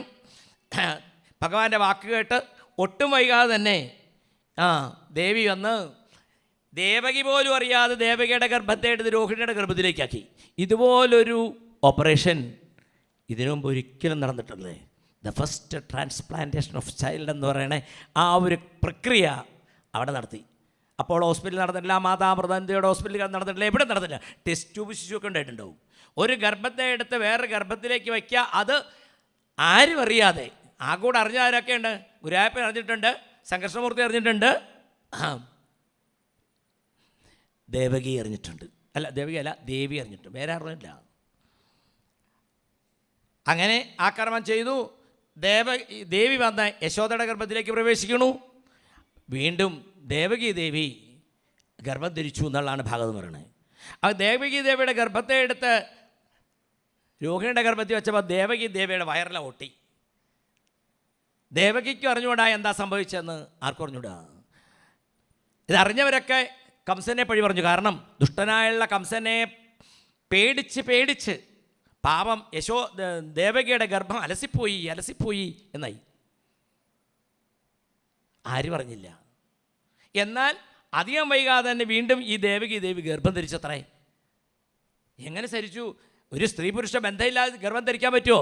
അത്ഭുതം. ഇനി പറയാൻ പോകുന്നു തമത്ഭുതം എന്നാണ്. ഭഗവാന്റെ കാര്യങ്ങളെല്ലാം അത്ഭുതം പോരാ, അത്യത്ഭുതമാണ്, ആശ്ചര്യമാണ്. ഇവിടെ ഭാഗവതം പറയണു എങ്ങനെയാണ് ഗർഭം ധരിച്ചതെന്നാണെങ്കിൽ ദേവകിയും വസുദേവനും രണ്ട് വെറിയിലായിട്ട് മൂട്ടിയിരിക്കുന്നെങ്കിലും പക്ഷേ അംഗസ്പർശം പറ്റില്ല. പക്ഷെ അവർക്ക് കാണാം ദേവകി ദേവി തൻ്റെ ഭർത്താവിനെ ആ അഴികളിലൂടെ നോക്കുമ്പോൾ എന്തെന്നില്ലാത്ത പ്രസന്നവതനായിട്ട് കണ്ടത്രേ. ദേവകി അപ്പോഴാലോചിക്കുകയാണ്, 6 കുട്ടിയെ വെട്ടിക്കൊന്നു, 7ാമത്തെ കുട്ടി പുറത്തു വരുന്നതിന് മുമ്പ് നഷ്ടപ്പെട്ടു. ഇങ്ങനെ ഒരു അച്ഛനെ സന്തോഷിക്കാൻ പറ്റുമോ? ചോദിച്ചു, അങ്ങക്ക് എങ്ങനെ ഇങ്ങനെ പ്രസന്നവതനായിട്ടിരിക്കാൻ സാധിക്കണു? അല്ലാത്ത ശോഭയിലിരിക്കണു അദ്ദേഹം. ഭാഗവതം പറയണു, ഈ നീലക്കല്ലാകുന്ന ശ്രീഗുരുവായൂരപ്പ പൊന്നു തമ്പുരാൻ ആദ്യം വസുദേവരുടെ ഹൃദയത്തിലേക്ക് പ്രവേശിച്ചത്രേ. അതുകൊണ്ടാണ് വസുദേവർക്ക് അങ്ങനെ പ്രസന്നപദനായിട്ട് ഇരിക്കാൻ സാധിച്ചത്. വസുദേവർ പറയണു, എനിക്കറിഞ്ഞൂടെ ദേവകി, എൻ്റെ ഉള്ളിലൊരു നീല നിലാവ്, ഒരു നീലക്കല്ല് അങ്ങനെ മിന്നി പ്രകാശിക്കുന്നുണ്ട്. അതാണ്. ദേവകി ആവശ്യപ്പെട്ടു. ആ ആഗ്രഹം നിവർത്തിച്ചുകൊണ്ട് വസുദേവർ തൻ്റെ ഉള്ളിൽ കണ്ട ആ നീലക്കല്ലിനെ വാക്കിലൂടെ പറഞ്ഞു കൊടുത്തു ദേവകിക്ക്. അങ്ങനെ വസുദേവരുടെ വാക്കിൽ നിന്നും വസുദേവരുടെ മുഖത്തു നിന്നും വീണ്ടും ദേവകി ഗർഭം ധരിച്ചു. ഈ വിവരം നാട്ടിലറിഞ്ഞു. കംസമഹാരാജ് പറഞ്ഞു. കംസനിത് കേട്ടപ്പോഴത്തേക്കും ഭയങ്കര ഭയമായി. നേരത്തെ പറഞ്ഞിട്ടുണ്ടല്ലോ നാരദൻ സൂക്ഷിക്കണമെന്ന്. എന്നാൽ ദേവകിയെ വെട്ടിക്കൊല്ലാം എന്ന് തീരുമാനിച്ച് കംസൻ വാളൊക്കെ എടുത്ത് ദേവകീ ദേവിയെ അടച്ചിട്ടിരിക്കുന്ന മുറിയുടെ മുമ്പിൽ വന്നു. ഒരു നോട്ടം നോക്കി. എന്നിട്ട് അദ്ദേഹം പറയണു, വേണ്ട, താം വിറ്റ കംസപ്രഭയാജിതാന്തരാം വിരോചയന്തീം ഭവനം ശുചിഷ്മിതാം ആഹൈഷമേ പ്രാണഹരോഹരർഗുഹാം ധ്രുവം ശിതോ എന്ന പുരേയമീദൃശീ. അവിടെ വന്നു കഴിഞ്ഞപ്പം അദ്ദേഹത്തിന് തോന്നുകയാണ്, അദ്ദേഹം കൂടെയുള്ളവരോട് പറയണു, ഇവളുടെ ഉള്ളിലിരിക്കുന്ന സാക്ഷാൽ ഹരി തന്നെയാണ്. അതുകൊണ്ടാണ് അവളുടെ മുഖത്ത് ഇത്രയും തേജസ്. ദേവകിയിൽ നിന്ന് എന്തെന്നില്ലാത്തൊരു പ്രകാശം അവിടെ പരക്കണു. കംസന് ഭയമായി തുടങ്ങി. കൂട്ടത്തിൽ പറഞ്ഞു, ഇവളെ വെട്ടിയാൽ ഇപ്പോൾ സ്ത്രീയാ സ്വസു ഗുരുമത്യ അയം വധ യശസ്ത്രീയം എന്നൊക്കെ. സ്ത്രീയെ വധിക്കുന്ന തെറ്റാണ്. പിന്നെ അവൾ സഹോദരിയാണ്, ഇപ്പം ഗർഭിണിയാണ്. ഇവരെ ദേവകിയെ വെട്ടിക്കൊന്നാൽ 2 കൊലപാതകത്തിൻ്റെ ശിക്ഷയാണ്. അതുകൊണ്ടൊരു തീരുമാനം എടുക്കുകയാണ്, ഇവൾ പ്രസവിച്ചിട്ട് കൊല്ലാമെന്ന്. ആരാ ഈ തീരുമാനം എടുക്കാനായിട്ട് സഹായിച്ചത്? എന്തുകൊണ്ടാണ് ഈ കംസനെ ഇപ്പോൾ ഇങ്ങനെ ഒരു തീരുമാനം എടുക്കാൻ സാധിച്ചത്? അതോ സച്ചിദാനന്ദ കട്ടയായുള്ള സച്ചിദാനന്ദ സ്വരൂപനായുള്ള ഗുരുവായൂരപ്പൻ ഇരിക്കുന്ന ദേവകിയുടെ മുമ്പിലേക്ക് വന്നുകൊണ്ട് അതിൻ്റെ ചൈതന്യം ഈ ദുഷ്ടനായിട്ടുള്ള കംസൻ്റെ മുന്നിലേക്ക് വന്നപ്പോൾ മാറ്റം വന്നു. അങ്ങനെയൊക്കെ മാറ്റം ഉണ്ടാവുമോ? ഉണ്ടാകുന്നാണല്ലോ ഭാഗവത് പറയണേ. ഇല്ലെങ്കിൽ നമുക്ക് എങ്ങനെ മനസ്സിലാക്കാം? ഗുരുവായൂർ അമ്പലത്തിൽ പോയി നോക്കൂ. എന്താ ഇങ്ങനെ നോക്കുക? ചില ആൾക്കാർ തൊഴുതേച്ചിറങ്ങി വരുമ്പം വടക്കേ നടയിലേക്ക് വരുമ്പോൾ അവർ എത്രയോ കാലമായിട്ട് ബദ്ധ ശത്രുഭാവത്തിലുള്ളവരാണെങ്കിലും വടക്കേ നടയിലേക്ക് ഇറങ്ങി വരുമ്പോൾ കണ്ടാൽ കെട്ടിപ്പിടിച്ചിട്ട് പറയണു, നീ പായസം കുഴിച്ചിട്ട് പോയാൽ മതിയെന്ന്. കൂടെ എന്നിട്ട് കൂട്ടിൽ തൻ്റെ കാർ തന്നെ തിരിച്ചു കൊണ്ടുപോകണു. എങ്ങനെ ഇവർക്ക് ആ സൗഹൃദ ഭാവം ഉണ്ടാകുന്നത്? അതോ ഗുരുവായൂരപ്പനെ കണ്ടിട്ടിറങ്ങിയപ്പോഴത്തേക്കും ഉള്ളിലുള്ള ആ രാജസ താമസ ഭാവങ്ങളൊക്കെ മാറി മൈത്രിഭാവം വരുന്നു. ഇത് ഗുരുവായൂരപ്പൻ്റെ ഒരു വലിയ ശക്തിയാണ് അല്ലേ? അതോടുകൂടി ഭഗവാന്റെ മുമ്പിൽ, ദേവയുടെ മുമ്പിൽ, ദേവയുടെ ഉള്ളിരിക്കുന്ന ഭഗവാന്റെ മുമ്പിൽ വന്നുകൊണ്ട് കംസൻ്റെ മനം മാറി അവിടെ കാവൽക്കാരൊക്കെ ഏർപ്പാടാക്കിയിട്ട് അദ്ദേഹം തിരിച്ചു വന്ന് ഒരു 11 വർഷം ഗംഭീരമായിട്ടുള്ളൊരു ഭജനം. അതിൻ്റെ പേരാണ് ഭയത്തിലുള്ള ഭജനം. നമ്മുടെ പോലുള്ള സാധാരണക്കാരുടെ ഭജനത്തിനേക്കാൾ ശക്തിയുണ്ട് ഭയഭജനത്തിനും അതുപോലെ ക്രോധ ഭജനത്തിനും. അതുകൊണ്ടാണ് ഈ ശിശുപാലനും കംസനും ഒക്കെ ഭഗവാൻ മോക്ഷം കൊടുത്തത്. എൻ്റെ ഗുരുനാഥൻ തട്ടയൂർ തിരുമേനി പറയും, ശ്രീകൃഷ്ണാവതാരം എന്തിനായിരുന്നു എന്ന് ചോദിച്ചാൽ, ചോദിക്കുന്നവർക്കും ചോദിക്കാത്തവർക്കും ആഗ്രഹിക്കുന്നവർക്കും ആഗ്രഹിക്കാത്തവർക്കും മോക്ഷം കൊടുക്കാനായിട്ടാണ് അത്ര ഭഗവാന്റെ അവതാരം. പോരാ, പ്രഹ്ലാദൻ പഞ്ചമസ്കന്ധത്തിലെ നരസിംഹമൂർത്തിയെ സ്തുതിക്കുന്നുണ്ട്. എന്താ സൂചിച്ചത്? ഈ വിശ്വത്തിലുള്ള എല്ലാ ദുഷ്ടന്മാർക്കും നന്മ കൊടുക്കണേ ഭഗവാനെ.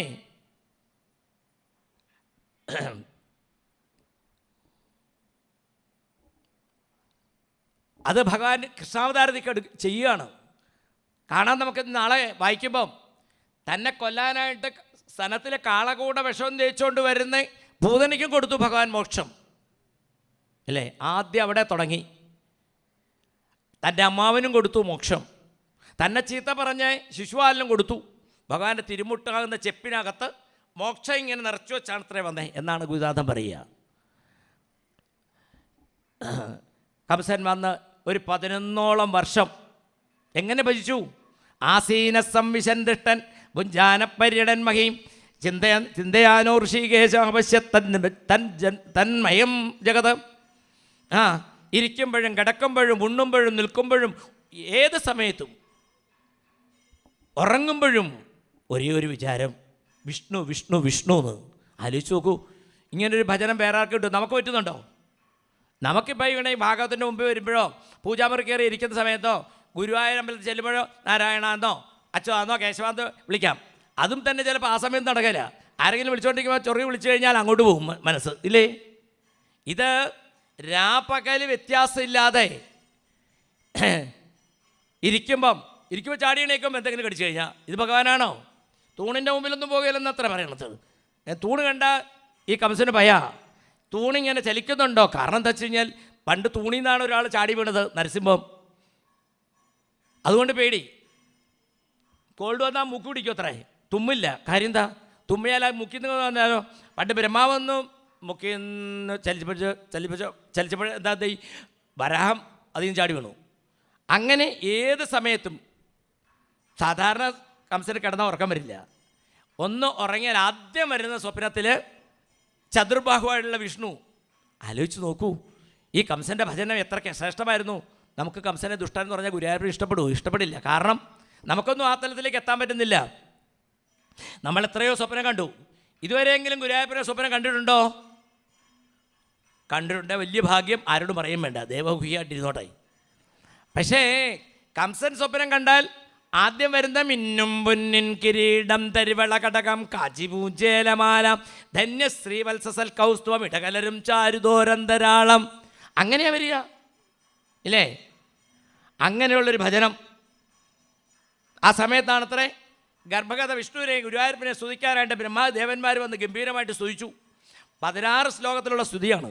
16 ദിവസം കൊണ്ട് പറഞ്ഞാൽ തീരാത്ത സ്തുതിയാണ്. പക്ഷെ നമുക്ക് 16 മിനിറ്റ് ഇല്ലല്ലോ. അതിൽ 15 ശ്ലോകം ഭഗവാനെ സ്തുതിക്കണു നമുക്ക് വേണ്ടിയിട്ട്. 16ാമത്തെ ശ്ലോകം ദേവകീ ദേവിയെ സ്തുതിക്കണു. സത്യവ്രതം സത്യപരം ത്രിസത്യം സത്യസ്യോനിം നിഹിതം ച സത്യേ സത്യസ്യ സത്യം ഹൃദസത്നേത്രം സത്യാത്മകം ത്വാം ശരണം പ്രപന്നാം. ഏതാണ്ട് ആ ശ്ലോകത്തിൽ 9 സത്യമുണ്ട്. സത്യം സത്യം സത്യം സത്യവ്രതം, സത്യസങ്കല്പനാണ്, സത്യത്തെ പ്രാപിക്കുന്നവനാണ്, 3 കാലത്തും സത്യമായിരിക്കുന്നതാണ്. ഏതേ ഈ 3 കാലത്ത്? സൃഷ്ടിക്ക് മുമ്പും സൃഷ്ടിക്ക് ശേഷവും സൃഷ്ടി നടക്കുമ്പോഴും. Past, present, future. അതുകൊണ്ടാണ് ഭഗവാൻ സത്യസ്വരൂപനാണെന്ന് പറയുന്നത്. സത്യം തന്നെ 2 തരമുണ്ട്. ഇത് പാരമാർത്ഥിക സത്യം, വ്യാവഹാരികം. ഇതിന് 2 പറഞ്ഞാലും 2 ഒന്ന് തന്നെയാണ്, 2 ഭഗവാൻ തന്നെയാണ്. ഈ വ്യവഹാരത്തിൽ ഈ ഭൗതിക രീതിയിലുണ്ടാകുന്ന സത്യം, ഭൗതിക വസ്തുക്കളൊക്കെ എവിടെ നിന്നുണ്ടായതാണ്? പ്രകൃതി എവിടെ നിന്നുണ്ടായതാണ്? അടുത്ത ശ്ലോകത്തിൽ കാണാം ഭഗവാൻ എന്താണ്. അപ്പം 3 കാലത്ത് നിലനിൽക്കുന്നതും ആരാലും നിഷേധിക്കപ്പെടാത്തതുകൊണ്ട് ഏതെങ്കിലും ഒരു വസ്തു ഉണ്ടോ അത് ആരാണെന്ന് ചോദിച്ചു കഴിഞ്ഞാൽ അതാണ് പരബ്രഹ്മം, സത്യം എന്നുള്ളത്. ആ ആളാണ് ഉള്ളിലിരിക്കുന്നതെന്നാണ്. സത്യവ്രതം സത്യപരം സത്യം സത്യസ്യോനിം നിഹിതം ച സത്യേ. അതുപോലെ തന്നെ സ്ഥൂലമായിട്ടും സൂക്ഷ്മമായിട്ടും കാരണഭൂതനായിട്ടും ഒക്കെ വർത്തിക്കുന്ന ആരാന്ന് ചോദിച്ചാലും അവിടുത്തെ സങ്കല്പത്താൽ ഉണ്ടാക്കപ്പെട്ട ഈ വസ്തുക്കളെല്ലാം നശിച്ചാലും നശിക്കാതിരിക്കുന്ന ഒരേ ഒരു സത്യം അത് ഭഗവാൻ തന്നെയാണ്. ഋതം എന്ന് പറയുന്നത് നല്ല വാക്കെന്നാണ്. സത്യം എന്ന് പറഞ്ഞാൽ സത്യഭാഷണമെന്നുണ്ട്, ഇത് നശിക്കാത്തതുണ്ട്. ഇതൊക്കെ അവിടെ നിന്ന് തന്നെയാണ് എന്ന് പറഞ്ഞുകൊണ്ടാണ് ആ ഒരൊറ്റ ശ്ലോകം എടുത്താൽ നമുക്കൊരു 4-5 മണിക്കൂർ പറയാൻ ഉണ്ട്. ഏകായനോസോ ദിബലസ്ത്രിമൂല ചതുരസ പഞ്ചവിധ ഷഡാത്മാ സപ്തകഷ്ടവിടഭോ നവാക്ഷോ ദശച്ചതി ദ്വിഗഗോഹ്യാദി വൃക്ഷ, ഈ പ്രപഞ്ചത്തെ ഒരു വൃക്ഷമായിട്ട് അഥവാ ഈ ബ്രഹ്മാണ്ടത്തെ ഒരു വൃക്ഷമായി കണ്ടിട്ട് കൽപ്പിച്ചുകൊണ്ട് ഈ പ്രപഞ്ചമാകുന്ന വൃക്ഷത്തെ നമ്മുടെ ശരീരത്തോട് ഉപമിച്ചുകൊണ്ട് ബ്രഹ്മാവ് പറഞ്ഞു. ഒരു വൃക്ഷമാകുമ്പോൾ എന്തെല്ലാം ഉണ്ടാവും? ഇവിടെ പറയുന്നു ഏകായനോസോ ദിബല ത്രിമൂല. ഈ വൃക്ഷത്തിൽ, പ്രപഞ്ചവൃക്ഷത്തിൽ അഥവാ ഈ ബ്രഹ്മാണ്ടത്തിൽ, ബ്രഹ്മാണ്ടമാകുന്ന വൃക്ഷത്തിൽ 2 ഫലമുണ്ട്, 3 വേരുണ്ട്. അതുപോലെ തന്നെ അതിനകത്ത് 2 പക്ഷികളിരിപ്പുണ്ട്, 4 രസങ്ങളുണ്ട്, 5 ലക്ഷണങ്ങളുണ്ട്, 6 സ്വഭാവങ്ങളുണ്ട്, പിന്നെ ഈ 8 ശാഖകളുണ്ട്. ഈ വൃക്ഷത്തിൻ്റെ ഒരു 10 പോടുകളുണ്ട്. ഈ വൃക്ഷത്തിലിരിക്കുന്ന 2 പക്ഷികളിൽ ഒരു പക്ഷി അതിലുള്ള ഫലത്തെ കഴിക്കുന്നു അത്രേ, മറ്റേ പക്ഷി അത് കണ്ടിരുന്ന് രസിക്കണു.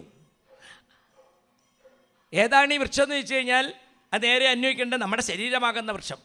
ഈ ബ്രഹ്മാണ്ടത്തിൻ്റെ ഒരു ചെറിയ പതിപ്പ് ആണ് നമ്മുടെ ശരീരമാകുന്ന ഈ പിണ്ടാണ്ടം. ഈ പ്രപഞ്ചത്തിൽ കാണുന്ന എല്ലാം ഇതിനകത്ത് ഉൾക്കൊള്ളിച്ചിട്ടുണ്ട് എന്ന് പറഞ്ഞാൽ ഈ ശരീരമാകുന്ന വൃക്ഷത്തിൽ 3 വേരുകളുണ്ടെന്ന് പറഞ്ഞു. ഏതാ ഈ വേരെന്ന് പറയണത്? സത്വരജ തമോ ഗുണം. ഈ 3 ഗുണത്തിലാണ് എല്ലാ ജീവജാലങ്ങളും നിൽക്കുന്നത്. ഈ പ്രപഞ്ചവും നിൽക്കുന്ന 3 ഗുണത്തിലാണ്. അതിൽ 2 ഫലമുണ്ടെന്ന് പറയണത് സുഖം ദുഃഖം എന്ന് പറയുന്ന 2 ഫലം. അതുപോലെ 4 രസങ്ങളെന്ന് പറയുന്നത് ധർമാർത്ഥ കാമമോക്ഷങ്ങൾ.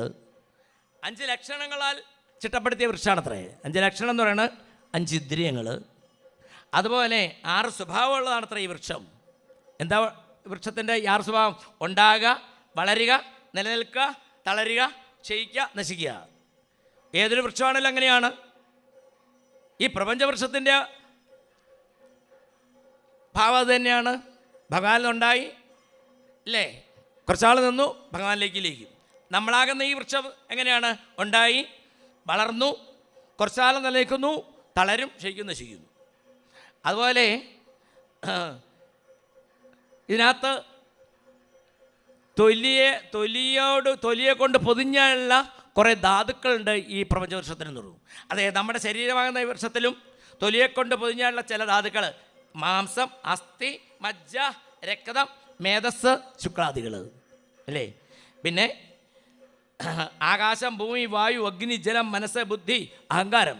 ഇതാണത്രേ ഈ വൃക്ഷത്തിൻ്റെ ശാഖകളെന്ന് പറയുന്നത്. ഇത് നമ്മുടെ ശരീരത്തിലുള്ളതല്ലേ. അതുപോലെ 9 പോടുകൾ അഥവാ 9 ദ്വാരങ്ങൾ ഈ പ്രപഞ്ചവൃക്ഷത്തിലുണ്ടത്രേ. നമ്മുടെ ശരീരത്തിലുണ്ടല്ലോ 9 ദ്വാരങ്ങൾ. മൂക്കിൻ്റെ 2 ദ്വാരം, കണ്ണിൻ്റെ 2 ദ്വാരം, ചെവിയുടെ 2 ദ്വാരം, വായ, പിന്നെ വിസർജനം. അങ്ങനെയുള്ള ഈ വൃക്ഷത്തിലിരിക്കുന്ന ഒരു പക്ഷി ഇതിനകത്തെ ഫലം കഴിക്കണം. ഒന്ന് കയ്പുള്ള പഴമാണ്, ഒന്ന് മധുരമുള്ള പഴമാണ്. എന്താ ഈ കയ്പ് മധുരമുള്ള പഴം എന്ന് പറയുന്നത്? സുഖവും ദുഃഖവും അല്ലേ. അപ്പം നമ്മൾക്ക് ശരീരം കിട്ടിയിട്ട്, ശരീരമാകുന്ന വൃക്ഷം കിട്ടിയിട്ട് ഈ വിഷയങ്ങൾ അനുഭവിച്ചുകൊണ്ട് അങ്ങനെ രസിച്ചു പോകുമ്പോൾ അതിനകത്തിരിക്കുന്ന ആത്മാവെന്ന് പറയണത് 2 പക്ഷി എന്ന് പറയണത്, ഒന്ന് ജീവനും ഒന്ന് മറ്റത് ആത്മാവ്, ഭഗവാനാണ്. ആത്മാവിന് ഇതിനൊന്നും വേണ്ട, ഇത് കണ്ടിങ്ങനെ രസിക്കുക. അപ്പോൾ ദുഃഖം വരുമ്പോൾ നമുക്ക് ദുഃഖം അല്ലേ, വിഷമം വരും. വിഷയങ്ങൾ അനുഭവിക്കുന്ന ചിലത് വരുമ്പോൾ സന്തോഷം തോന്നും. വാസ്തവത്തിന് അസ്തിത്വം ഉണ്ടോ? ഇല്ല. അതുകൊണ്ട് മറ്റേ പക്ഷി ഇരുന്ന് ചിരിക്കുന്നു, ആത്മാവ് ചിരിക്കുന്നു എന്ന് സൂചിപ്പിച്ചുകൊണ്ട് പറയാണ്. ഇങ്ങനെയൊക്കെ പറഞ്ഞെങ്കിലും ഭഗവാനെ ഇവിടെ പലതൊന്നുമില്ല. ത്വമേകയേവാസിസത പ്രസൂതേ ത്വം സന്നിധാനം ത്വമനുഗ്രഹസ്യ ത്വന്മായ സമൃദ്ധേതസ്ത്വം പശ്യന്തി നാനാ ന വിപശ്യതോയേ. ത്വമേക, അത് മാത്രം എടുത്താൽ മതി, മുഴുവൻ ശ്ലോകം എടുക്കാനേ നേരമില്ല. ഇവിടുന്ന് പലതില്ല, അവിടുന്ന് തന്നെയാണ് ഈ സൃഷ്ടി സ്ഥിതി സംഹാരങ്ങളൊക്കെ ചെയ്തുകൊണ്ട് ഇങ്ങനെ വർത്തിക്കുന്നതെങ്കിലും, പക്ഷേ സൃഷ്ടിക്കപ്പെടുമ്പോൾ പലതായിട്ട് തോന്നുമെങ്കിലും ത്വമേക, അവിടുന്ന് ഒന്നേ ഉള്ളൂ. ഏക ഏവ അദ്വിതീയം ബ്രഹ്മ എന്ന് ഉപനിഷത്ത് പറയുന്ന അതേ അർത്ഥത്തിൽ ഇവിടെ പറയും ത്വമ ഏക. ആ ഏകനായിരിക്കുന്ന ഭഗവാനെ ഈ അകത്തിരിക്കുന്ന പക്ഷിയാകുന്ന ജീവൻ അറിയണില്ല, അതിനെ ഭജിക്കണില്ല. അങ്ങനെ ഭജിക്കാതിരിക്കുന്നിടത്തോളം കാലം അങ്ങനെയുള്ള ജീവന് ദുരിതം അനുഭവിക്കേണ്ടി വരുന്നു. അവിടുത്തെ ഭജിച്ചാൽ മാത്രമേ ഉള്ളൂ. ഈ കയ്പുള്ള പഴമല്ല കഴിക്കേണ്ടത്, മധുരമുള്ളതാകുന്ന മധുരസ്വരൂപനായുള്ള ഭഗവാനെ സേവിക്കലാണ് വേണ്ടതെന്ന് ധരിക്കണില്ല ഈ ജീവാത്മാക്കൾ. എന്തുകൊണ്ട്? ഇതൊക്കെ ഈ സത്സംഗത്തിലൂടെ കിട്ടിയാൽ പോലും അതിൻ്റെ പിന്നാലെ പോകാൻ പറ്റില്ല. ദേഹാഭിമാനം. ഇവിടെ പറയുന്ന ഒരു ശ്ലോകത്തിൽ ദേഹാഭിമാനം വന്നാൽ ചിലർക്കുണ്ടല്ലോ, അതൊന്നും സാധിക്കില്ല. എന്നെ അറിയാം, ആലപ്പുഴ ഒരു വലിയ ഉദ്യോഗസ്ഥൻ എൻ്റെ ഭാര്യയെ കൊണ്ട് മുല്ലയ്ക്കൽ ക്ഷേത്രത്തിൻ്റെ മുമ്പിൽ വിടും. എന്നിട്ട് അയാളെ ക്ഷേത്രത്തിൻ്റെ മുമ്പിൽ പോലും നിൽക്കുകയില്ല, മാറി നിൽക്കും. എന്നിട്ട് ഭാര്യ വരുമ്പം കഴിഞ്ഞോ എന്നൊക്കെ ചോദിച്ചു കൊണ്ടുപോകും. കുറേ കാലം കഴിഞ്ഞപ്പോൾ എന്തായി? ഭാര്യയേക്കാൾ മുമ്പേ അദ്ദേഹത്തിന് വരാൻ സാധിച്ചു. അതെന്താ? ചില തിക്ത അനുഭവങ്ങൾ വന്നു. അപ്പോൾ പിന്നെ ഭഗവാനെ അല്ലെങ്കിൽ ഭഗവതിയെ പിടിക്കണം എന്ന് മനസ്സിലായി മുല്ലയ്ക്കലമ്മയുടെ കാല് പോയി പിടിച്ചു. അപ്പം നമുക്കൊക്കെ ചില തിക്ത അനുഭവങ്ങൾ തരുന്നത് എന്തിനാണെന്നറിയോ? ഗുരുവായൂരപ്പൻ്റെ പാദത്തെ മുറുക്കി പിടിക്കാൻ വേണ്ടിയിട്ടാണ്. നമ്മളൊന്ന് പിടിച്ചോളാൻ കഴിഞ്ഞാൽ പിന്നെ നമ്മളെ ഭഗവാൻ പിടിച്ചോളും അല്ലേ? അതിനാണ് ഈ ഭാഗവതം സത്സംഗമൊക്കെ നടത്തുന്നത്. സത്രസമ്മതി എന്തിനു വേണ്ടിയിട്ടാണ്? ഇതങ്ങോട്ട് ലോകത്തിന് മുഴുവൻ പരത്താൻ വേണ്ടിയിട്ട് ധർമ്മോത്ബോധനം, ഭാഗവത ധർമ്മോത്ബോധനം ലോകം മുഴുവൻ പരന്ന് ആ ധർമ്മമാകുന്ന ഭാഗവതാകുന്ന ഗംഗയിൽ ജീവന്മാരെ മുക്കി സച്ചിദാനന്ദ സ്വരൂപനായുള്ള ശ്രീഗുരുവായൂരപ്പൻ്റെ പോലും തൃച്ചേപടികളിലേക്ക് എത്തിക്കാൻ വേണ്ടിയിട്ടാണ് ഈ ഭാഗവത സത്രസമിതി പോലും പ്രവർത്തിച്ചുകൊണ്ടിരിക്കുന്നത് അല്ലേ?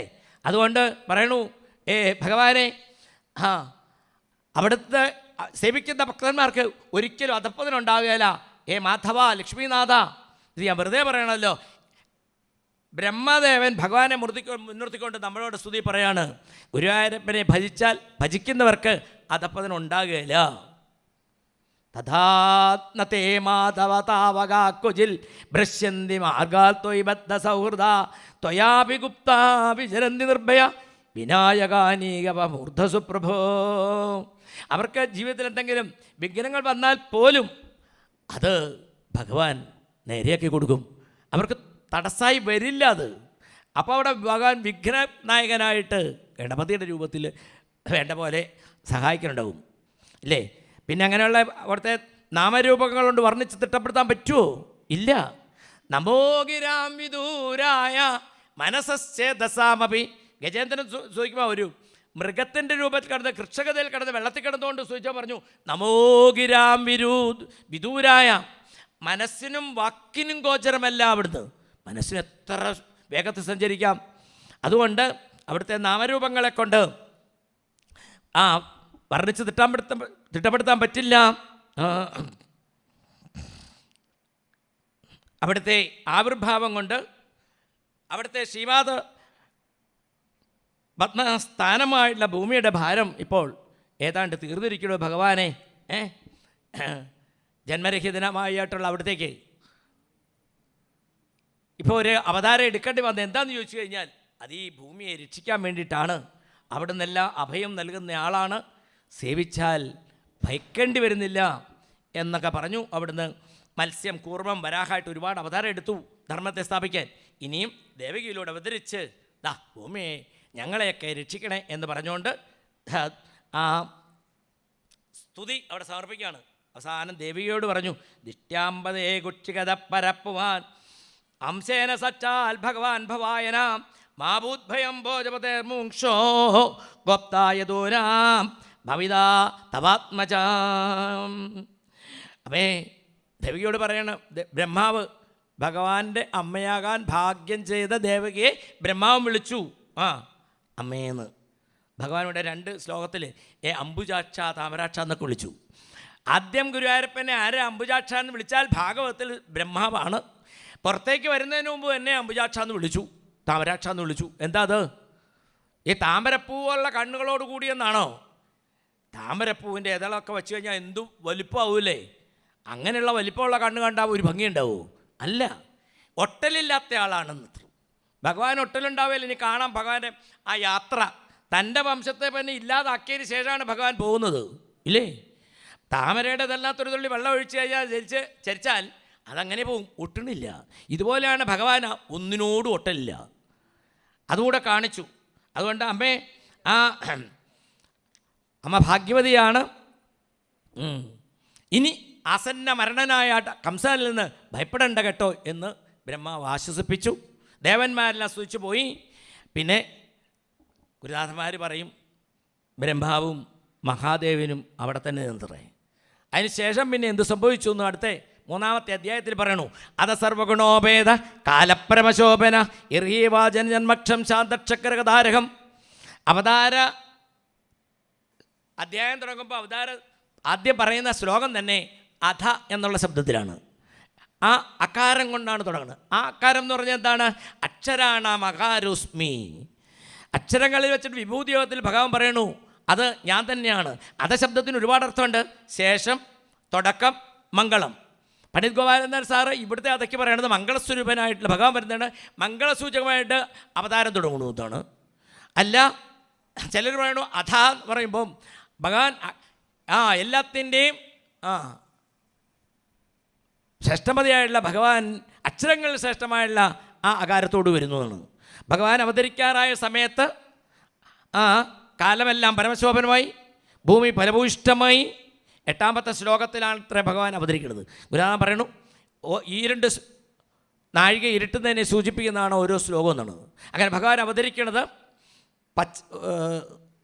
രോഹിണിയും അഷ്ടമിയും കൂടി ചേർന്നിട്ടുള്ള ആ പ്രത്യേക ഒരു നക്ഷത്രത്തിൽ അഭിജിത്ത് മുഹൂർത്തത്തിൽ. അഭിജിത്ത് മുഹൂർത്തം എന്ന് പറഞ്ഞാൽ അത് ഒരു ദിവസം 2 പ്രാവശ്യം വരും. പകല് വരും, രാത്രിയും വരും. പകല് 11 മണി കഴിഞ്ഞ് ഏതാണ്ട് 36 മിനിറ്റ് തൊട്ട് 12 മണി കഴിഞ്ഞ് 24 മിനിറ്റ് വരെയുള്ള 48 മിനിറ്റ് എന്ന് പറയുന്നത് അഭിജിത്ത് മുഹൂർത്തമാണ്. അതിൻ്റെ മധ്യഭാഗമാണ് 12 എന്ന് പറയുന്ന സമയം. 12 മണി ഉച്ചയ്ക്ക് 12 മണിക്കാണ് വാമനാവതാരം.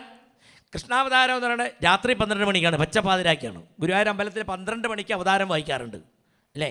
അങ്ങനെ രാത്രിയിലുള്ള ഈ അഭിജിത്ത് മുഹൂർത്തത്തിൽ ബ്രഹ്മദേവൻ്റെ ഇഷ്ട നക്ഷത്രമായിട്ടുള്ള ദേവതാ നക്ഷത്രമായുള്ള രോഹിണിയും അതുപോലെ മഹാദേവൻ്റെ ഇഷ്ടതിഥിയായിട്ടുള്ള അഷ്ടമിയും കൂടി ചേർന്ന് ആ ശുഭമുഹൂർത്തത്തിൽ ഭഗവാൻ അവതരിക്കണു, തുടങ്ങണു.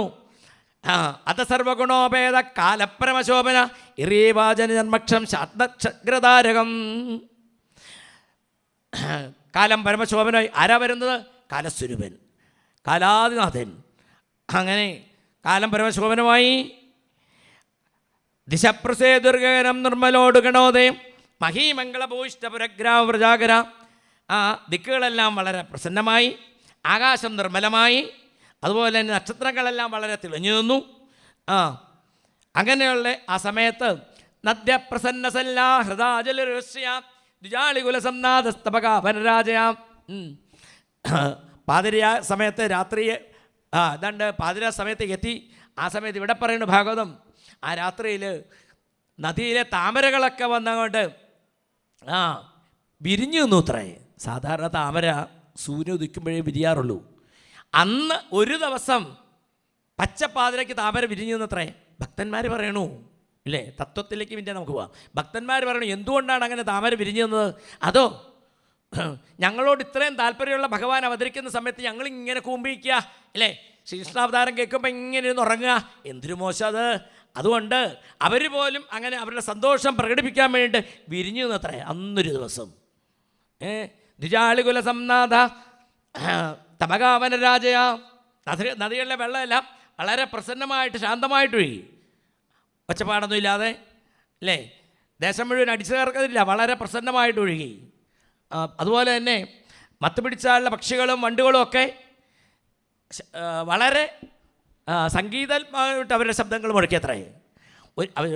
ആചാര്യന്മാർ ചിലർ പറയാറുണ്ട്, വണ്ടുകൾ അല്ലെങ്കിൽ പക്ഷികൾ ശബ്ദം ഉണ്ടാക്കിയെന്ന് പറഞ്ഞാൽ വെറുതെ കാക്കു കൂവിയതല്ല, പിന്നെയോ ഭഗവാന്റെ അവതാര സന്ദേശം എല്ലാവരും എത്തിക്കുമായിരുന്നു അത്രേ. വണ്ടുകൾ എന്തിനാ രാത്രി ഇങ്ങനെ പറന്ന് നടന്ന് ശബ്ദം ഉണ്ടാക്കിയേ? അവർക്കും തോന്നി ഞങ്ങളുടെ നിറത്തിലാണല്ലോ ഭഗവാന്റെ അവതാരം, ഞങ്ങളോട് ഇത്രയും താല്പര്യമുള്ള ഭഗവാൻ വരുമ്പം ഞങ്ങളങ്ങനെ കൂട്ടിനകത്തിരിക്കാൻ പാടില്ല. അതുകൊണ്ട് വണ്ടുകളെല്ലാം പറന്ന് ഈ ശബ്ദം കൊണ്ട് മറ്റുള്ളവരെയൊക്കെ അറിയിച്ചു. വായുസുഖസ്പർശ പുണ്യഗന്ധവകശുചി അഗ്നേശദ്വിജാദീന ശാന്താസ്ത്ര സമിന്ദതാം. ആ സമയത്ത് രാത്രിയിൽ മന്ദമാരുതൻ സുഗന്ധം വഹിച്ചുകൊണ്ടുള്ള കാറ്റങ്ങനെ അവിടെയൊക്കെ പരത്തിയത്രേ. അതും പറയണു വെറുതെ കാറ്റ് വീശിയല്ല ചെയ്തത്, പിന്നെയോ വായു ഭഗവാൻ ഈ കൃഷ്ണാവതാരം എല്ലാവരെയും അറിയിക്കായിരുന്നു അത്രേ. അല്ലാണ്ട് മൈക്കിലൊക്കെ വിളിച്ചു പറയാൻ പറ്റുമോ? ഇല്ല. മനാംസ്യാസൻ പ്രസന്നാനി സാധൂനാമസുരദ്രുവ ജായമാനേ ജനേതസ്മിൻ നേതൃദുന്ദുബയോദ്മി.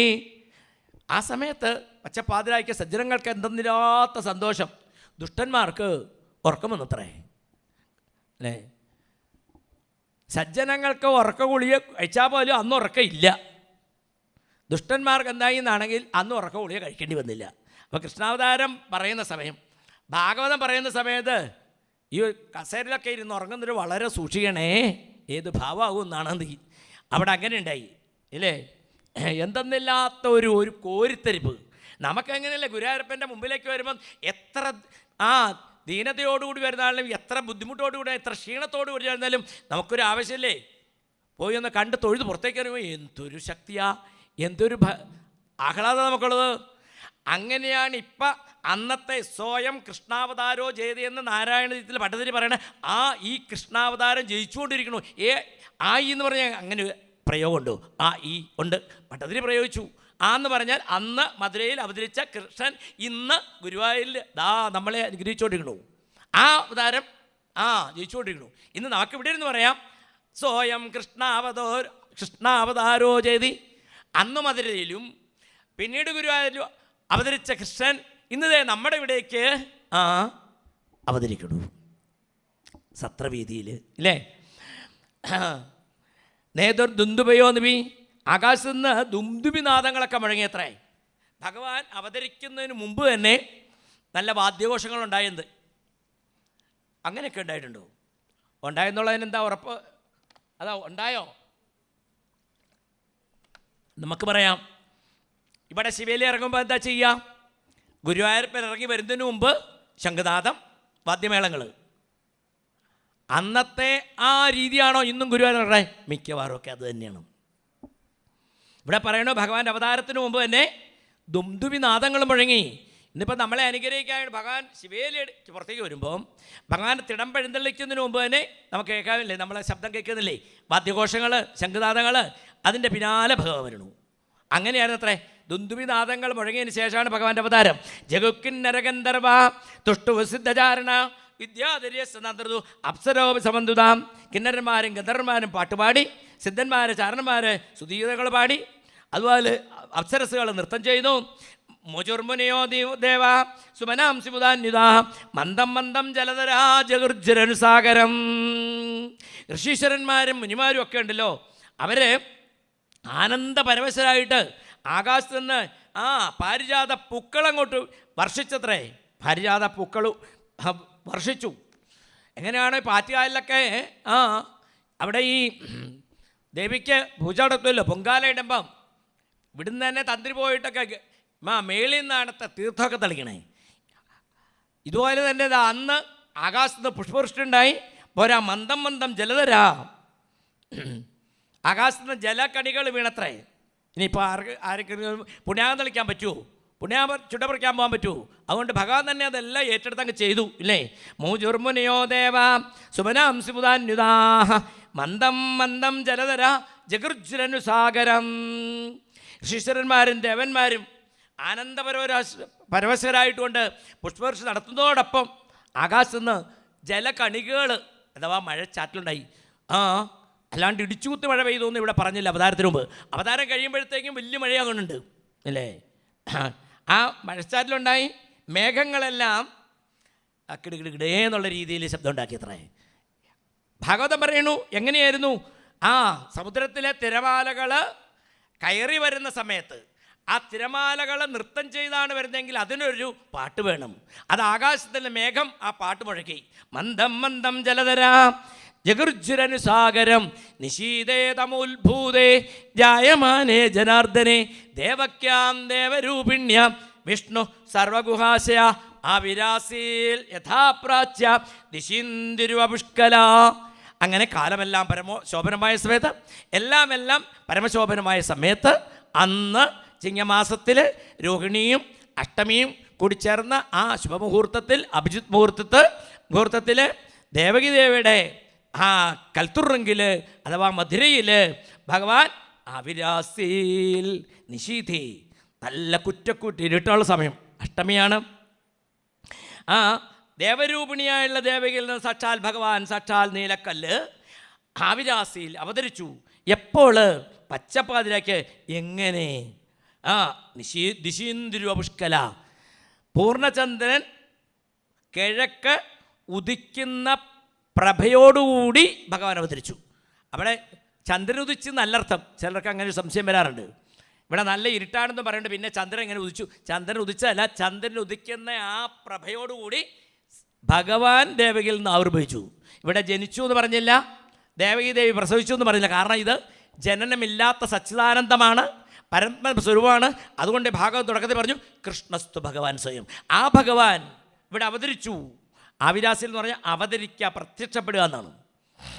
അവതാരം എന്താണെന്ന് നമ്മൾ പറഞ്ഞല്ലോ, അത്യുന്നതവും അദൃശ്യമായുള്ള തലത്തിൽ നിന്ന്, ബ്രഹ്മപദത്തിൽ നിന്ന് അല്ലെങ്കിൽ ആത്മപദത്തിൽ നിന്ന് നമുക്ക് ദൃഷ്ടമാകുന്ന രീതിയിൽ ഇറങ്ങി വന്നു എന്നർത്ഥം.